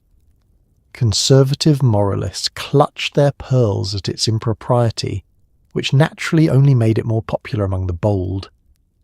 Mastering these dances was not optional for someone of your standing. Dancing was central to social and court life, woven into celebrations, courtship, and the constant performance of refinement. A skilled dancer was admired and sought after. A clumsy one was quietly pitied and judged poorly bred, so you practiced, drilling the steps until they were second nature, because public dancing was yet another stage on which your accomplishments, or your failures, were displayed for all to see and remember. And here's the part the elegance conceals. You did all of this in full Tudor armour. The corset that flattened your torso and restricted your breathing, the heavy farthingale and yards of weighty skirts, the layers of fabric, the weight of your jewels, all of it stayed on while you leapt through a galliard and swept through a volta. The serene, effortless grace expected of you masked a genuine physical ordeal. Underneath the gliding poise, you were exerting yourself enormously, breathing shallowly against your laces, hauling pounds of clothing through energetic movement, your composed smile hiding the effort of what amounted to athletic performance in a wooden cage. The modern comparison is performing demanding athletic choreography while wearing a rigid back brace, a heavy-weighted skirt, and a full set of jewellery, all while maintaining an expression of serene, effortless ease. Imagine that looking graceful while doing it was non-negotiable, that any visible struggle would mark you as unrefined. You'd finish each dance quietly winded, your composure intact, your hidden exhaustion known only to you. So the music ends, you sink into a graceful curtsy, and you catch your shallow, corseted breath behind a flawless smile. The evening's amusements have shown you off beautifully. But for all the dancing, the gaming and the music, the most consequential game of the Tudor world is one no one announces, played with words and reputation, where the stakes are your entire future and a single whisper can bring it all crashing down. Let's address the invisible thing that shadows everything you do, your reputation. For a Tudor woman, honour is fragile, priceless, and impossible to repair once broken. A single rumour, a careless flirtation, an accusation of unchastity, true or not, could destroy not only you, but your entire family's standing and your daughter's marriage prospects. So you guard your name ferociously, behaving with relentless modesty, never alone with the wrong man, never the subject of the wrong whisper. Meanwhile, you and every other woman around you trade gossip constantly, because information is power, and knowing other people's scandals is the best defense for your own. It's an exhausting performance of perfect virtue, maintained every waking moment, in a society always watching, always judging, and always delighted to believe the worst. understand first how a woman's honour was defined, because it was narrow and brutally unforgiving. For a Tudor lady, reputation rested overwhelmingly on perceived chastity and propriety, on being, and crucially being seen to be, modest, faithful, and beyond reproach. This wasn't a private virtue, it was a public asset, the foundation of her worth and her family's respectability. And it was terrifyingly fragile. Unlike many things in life, a damaged reputation could almost never be repaired. Once tarnished, the stain tended to stay, colouring how the world saw you ever after. The threats to it were everywhere and required almost nothing to ignite. A rumour, a misinterpreted moment, a flirtation that went a step too far, an accusation made by an enemy, all could do catastrophic damage, and the truth of the matter mattered far less than the perception. To be talked about in the wrong way was itself the injury, and the consequences spread outward like cracks in glass, harming not only you but your husband's honour, your family's standing, and the marriage prospects of your daughters, whose value on the marriage market depended on the spotless reputation of the women around them. So you guarded your name with relentless vigilance. You behaved with constant demonstrative modesty. You avoided being alone with men who weren't close kin, knowing that even an innocent private moment could be twisted into scandal. You watched your words, your glances, your company, your every public action, conscious always that you were being observed and assessed. Virtue had to be performed continuously and visibly, because being virtuous wasn't enough. You had to be seen to be virtuous, every waking hour with no time off. And here lies the great paradox. While guarding your own name so carefully, you traded relentlessly in the reputations of others. Gossip was the currency of your world, and knowing the scandals, secrets, and missteps of those around you was both a pleasure and a genuine form of power. Information protected you, gave you leverage, and let you navigate the dangerous social landscape with foreknowledge. So the same women fiercely defending their own honour spent their hours whispering about everyone else's, a vast, exhausting web of mutual surveillance in which everyone watched and everyone talked. The modern comparison is living under constant scrutiny, where your entire worth hinges on an unblemished image, where a single rumour, true or false, can permanently destroy you and harm everyone connected to you, and where everyone around you is both guarding their own image and eagerly trading in everyone else's. Imagine that maintaining your reputation was a full-time performance, with no intermissions and no second chances. You'd live perpetually on guard, your virtue a fragile treasure you could never set down. So you maintain your flawless surface, your honour intact for another day in a world always ready to take it from you. And reputation, of course, mattered most because it determined the single most consequential transaction of your life, the one your entire upbringing has been quietly aimed at, the alliance that made you who you are and that you almost certainly had no say in, your marriage. Now let's talk about how you ended up here in the first place. Marriage, which for a rich Tudor woman has almost nothing to do with love. Your marriage was a contract, a strategic merger of land, money and family power, very likely arranged for you while you were still young, possibly a child. A handsome dowry secured the match, and your feelings on the matter were a charming irrelevance. If you were lucky, affection grew over time. If you weren't, you simply endured, because divorce barely existed and was reserved almost entirely for kings willing to upend a religion over it. Your husband held legal authority over you and most of your property. You bring the bloodline and the wealth, he brings the title, and the two of you build a dynasty whether you particularly like each other or not. Begin with what marriage actually was at your level of society, a transaction between families negotiated for advantage. It joined lands, fortunes, titles and alliances strengthening both houses and securing their futures. Love, attraction, personal preference, these were at best pleasant possibilities and at worst irrelevant complications. The match was arranged by parents and guardians with an eye to property and position, and the bride and groom were the instruments through which two families bound themselves together. Your role was to be a valuable piece in that arrangement. These matches were often made early, sometimes when you were very young, even a child, with betrothals arranged long before you were old enough to have any opinion worth consulting. A dowry, the wealth your family provided to secure and seal the marriage, was central to the deal, and a generous one made you a more attractive prospect. The negotiations could be as detailed and hard-bargained as any business contract, because that's essentially what they were. Your value was assessed, your price was set, and the agreement was struck by others on your behalf. Once married, your situation was largely fixed, for better or worse.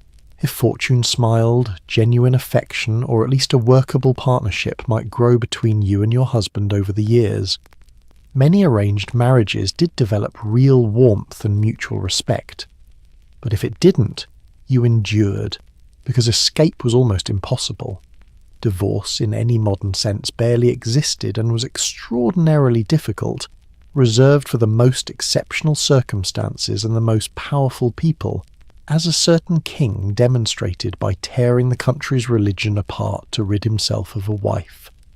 For an ordinary noblewoman, the marriage you were given was the marriage you kept, and within that marriage, the law placed you firmly under your husband's authority.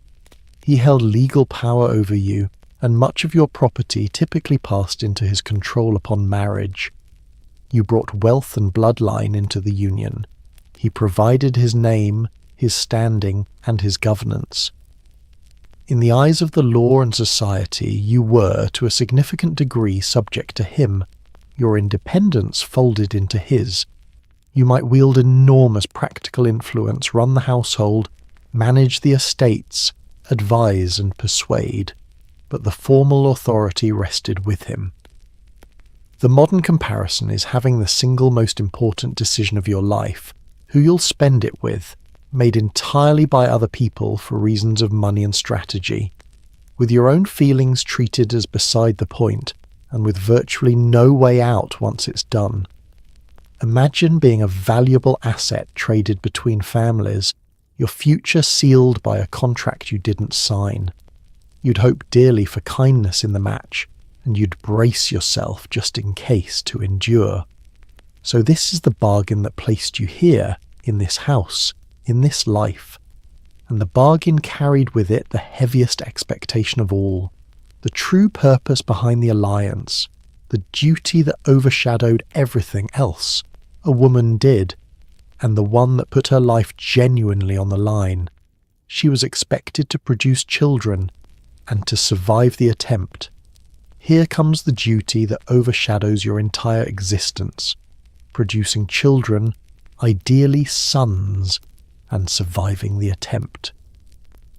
Pregnancy is expected early and often, and childbirth in this century is genuinely life-threatening, even for the rich, with no antibiotics, no real understanding of infection, and outcomes left largely to skill, luck, and prayer.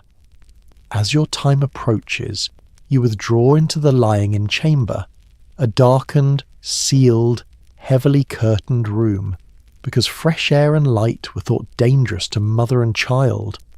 There you remain for weeks, attended only by women, cut off from the world before and after the birth. Wealth buys you fine linens, skilled midwives, and comfort, but it cannot buy safety. You face the single most dangerous thing a Tudor woman does, and you face it again and again. Start with the expectation, because it ruled your married life. Producing children, and above all sons to continue the family line, was the central purpose of your marriage, and the chief measure of your success as a wife. Pregnancies came early and frequently, one after another, year upon year, with little respite. An heir secured the future. Multiple sons secured it further. Daughters were valuable for the alliances their own marriages would one day make. The pressure was immense and unrelenting, and a woman who failed to bear children, especially sons, found her position quietly diminished, her worth called into question. The danger of all this was very real and entirely indifferent to wealth. Childbirth in this era was perilous, with no understanding of infection, no antibiotics, no effective intervention when things went wrong. Complications that are routine to manage today could be fatal then, and they were fatal often, claiming mothers and infants alike. Skill, experience and luck were all that stood between a woman and disaster, and even the most privileged faced the same fundamental risks. Your fine house and your full purse could not protect you from the basic biology of the age. Many women died bringing children into the world, and every pregnant woman knew it. As your time drew near, you entered the strange ritual of lying in. You withdrew into a special chamber prepared for the birth, and it was made deliberately dark and sealed, windows covered, drafts excluded, because the medical thinking of the day held that light and fresh air were dangerous to mother and child. The room became a warm, dim, enclosed world, hung with fine cloths if you could afford them. There you remained for an extended period, both before the birth and well after it, secluded from the ordinary world in a space given over entirely to the dangerous sacred work of bringing life. This was an exclusively female world. The chamber was attended by women, midwives, female relatives, gossips and companions who managed the birth and the recovery according to custom and experience. Men, including your husband, were kept out, the whole event belonging to the domain of women. There was comfort in this gathering of women, support and shared knowledge and company through the ordeal, but there was also the ever-present knowledge of the danger, the awareness that not every woman who entered such a chamber walked out of it. After the birth, a period of recovery and seclusion followed before you rejoined the wider household. The modern comparison falls short because nothing today carries quite the same routine, accepted lethality. Imagine facing a genuinely life-threatening ordeal as your expected duty, repeatedly throughout your fertile years, with no real medical safety net and only skill, luck and prayer to see you through. Imagine that surviving it once simply meant you'd be expected to do it again. You'd approach each pregnancy with a mixture of hope and dread, knowing exactly what you were risking and having no choice but to risk it. So if fortune favoured you, you emerged from that darkened chamber alive with a living child, your duty fulfilled and your survival a quiet victory. But the child's arrival was only the beginning of another set of expectations, because motherhood in your world looked nothing like the warm, hands-on devotion of later ages.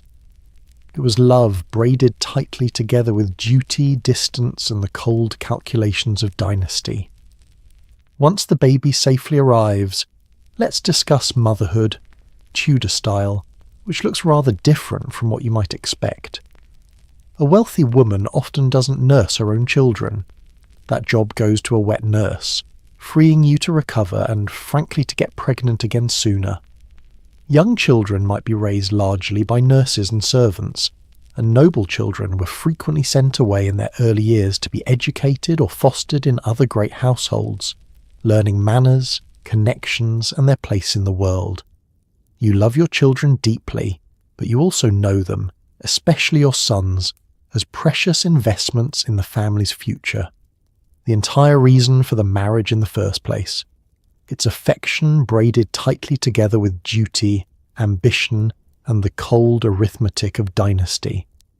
Begin with the wet nurse, because that single arrangement shaped everything. A wealthy mother typically did not breastfeed her own infant. Instead, the baby was given to a wet nurse, a woman employed specifically to nurse and tend the child. There were practical reasons. It freed you to recover and to resume your duties, and it allowed you to become pregnant again sooner, since nursing tended to delay conception. The family's relentless need for more heirs made your speedy return to fertility a priority, and so your newborn was handed often to another woman's care almost from the start. The result was that young children of great families were frequently raised at some remove from their parents, in the care of nurses, governesses, and servants. The intimate, hands-on, daily nurturing that we now associate with mothering was largely delegated.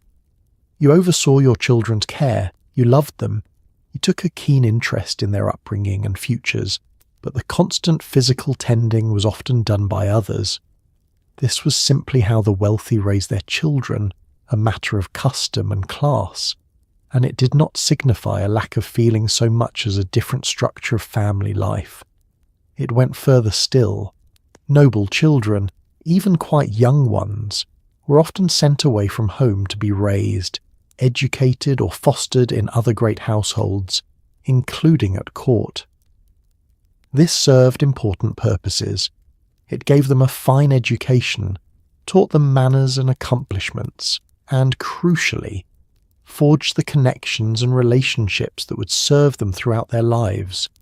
Being placed in a powerful household built alliances and opened doors, so your children might spend much of their youth elsewhere, growing up among other families, their upbringing a deliberate investment in their future standing. And that word, investment, sits at the heart of Tudor motherhood. You loved your children deeply and genuinely, but you also understood them as the very purpose of your marriage and the future of your house. Your sons were heirs who would carry the name, hold the lands, and continue the line. Your daughters were future brides whose marriages would forge new alliances.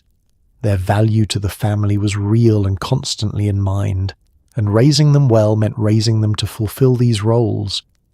Affection and ambition were inseparable, love and dynasty woven into the same cloth. The modern comparison is a model of parenting where the daily care is largely handed to employees, where children may be raised partly elsewhere for strategic advantage, and where your love for them coexists openly with a clear-eyed understanding of their role in your family's fortunes. Imagine cherishing your children while also regarding them, without contradiction, as the precious purpose and future of your entire house. You'd love them no less for it, but you'd love them within a structure built around duty, distance, and dynasty. So your children are born, nursed, raised, and shaped toward their destinies, the future of your house secured. You fulfilled the great purpose of your marriage, and for the highest ranking among you, there remains one more arena, the most dazzling and the most dangerous of all, where the finest ladies in the land gather to serve, to shine, and to risk everything in the blinding light of royal favour. And finally, the pinnacle and the peril, life at court. For the highest-ranking women, serving the Queen as a lady-in-waiting or maid of honour is the ultimate prize. A dazzling world of silk, music, dancing, and proximity to the most powerful people in the realm. But the court is also the most dangerous place in England, a beautiful nest of vipers where ambition, jealousy, and shifting royal favour can lift you to glory or destroy you overnight. A wrong word, a wrong alliance, a wrong flirtation near the king, and the same court that adored you yesterday will cheerfully watch you fall. So you smile, you charm, you navigate, you survive, dressed in your finest and quietly aware that here, at the very top of the Tudor world, the air's thinnest and the drop is longest. Understand first what a prize a court position was. To serve the Queen as one of her ladies-in-waiting or maids of honour was the highest social distinction a woman could attain, a coveted role that placed you at the very centre of power, wealth, and fashion. You attended the Queen, kept her company, assisted in her daily life, and shared in the glittering world surrounding her, the feasts, the dances, the music, the pageantry. It was a position of immense prestige, eagerly sought by ambitious families, an honour that reflected on your entire house and opened doors that led to fortune and influence. The rewards were genuine and dazzling. Proximity to the monarch meant proximity to power itself, the ability to win favour, to advance your family's interests, to be at the heart of everything that mattered. Court life was beautiful, sumptuous, exciting, filled with the finest of everything and the most important of everyone. For a woman with ambition and ability, it was a stage on which to shine, a place where charm, intelligence, and grace could earn real advantage. Many sought it, few attained it. Those who did stood at the summit of the Tudor world. But the summit was treacherous, and this is the part the glamour conceals. The court was also the most dangerous place in the realm, a dense, competitive nest of ambition, jealousy, intrigue, and ever-shifting alliances. Everyone was manoeuvring, everyone was watching, everyone was ready to advance themselves at another's expense. Favour was the currency, and favour was fickle, capable of lifting you to glory one day and abandoning you the next. The same brilliance that won you admiration bred envy, and envy bred enemies, and enemies waited patiently for any misstep. And the missteps could be fatal, sometimes literally. A careless word, an unwise alliance, an ill-judged moment near the king, a rumour, a fall from royal favour, any of these could destroy you with terrifying speed. The history of this very court is littered with the spectacular falls of those who flew too high, including women who rose to the greatest heights imaginable and then lost everything, their lives included. The court that celebrated you in your triumph would watch your downfall with the same bright-eyed interest. There was no security at the top, only the constant, exhausting work of survival. So you played the game with everything you had. You dressed in your finest, you charmed and flattered and navigated the endless intrigues. You read every room and weighed every word, smiling serenely while calculating constantly. You knew, always, that the air at this altitude was thin and the drop was long, that glory and ruin were neighbours, and that the difference between them might be a single sentence spoken in the wrong ear. You lived dazzling and afraid, at the very top of the most dangerous world in England. The modern comparison is an elite, intensely competitive environment where the rewards are extraordinary, but a single mistake can destroy you overnight, where everyone smiles and everyone schemes, and where the higher you climb, the more catastrophic the fall. Imagine that proximity to power was your greatest prize and your greatest peril at once.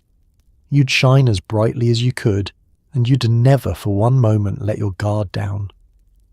And so, the long, dazzling, exhausting day of a rich Tudor woman draws toward its close, the candles guttering low, the great house settling into the dark. You've prayed, dressed, painted, presided, stitched, played, danced, and survived, performing your wealth and your virtue from the first cold breath of dawn to this last flickering hour. The fine bed waits, the curtains ready to be drawn, and as you finally surrender to the feathers and the dark, you carry with you the strange truth of your gilded existence. That being the most fortunate woman in England was, in its own velvet way, the most beautiful kind of trapped there is. So there it is, a single day spent as a rich Tudor woman, and what a day it was. You woke half frozen in a barn of a bedchamber, prayed before you could think, and were laced, pinned, hooped, and painted into something that could barely breathe, bend, or fit through a door. You smiled with sugar-blackened teeth, ran an entire kingdom of servants while pretending it was effortless, stitched until your eyes ached, and danced a marathon in a wooden cage with a serene look on your face. You glittered with your family's fortune, guarded your reputation like a fragile treasure, married a stranger chosen by other people, risked your life to bear his children, and climbed, if you dared, to a court where a single wrong word could undo you completely. Comfortable, certainly. Free, never quite. And yet, here's the quiet wonder of it. These women endured a gilded kind of trap that we can scarcely imagine, and they did it with grace, wit, intelligence, and an iron will hidden beneath all that silk. They ran great households, raised dynasties, wielded influence through ink and charm, and survived a world that admired them precisely as long as they made it look easy. They poured what they could not say into their needlework, found freedom in a single gallop across a field, and held themselves upright in every sense against the weight of impossible expectation. They were stronger than their century ever let them admit. So tonight, as you sink into your own soft bed, free to breathe deeply, to wash, to rest, to choose, maybe spare a gentle thought for those gleaming, corseted, courageous women who live so beautifully caged. Let your shoulders drop, let your breath go slow and easy, and drift off, unlaced and unwatched, into a peaceful, well-earned sleep.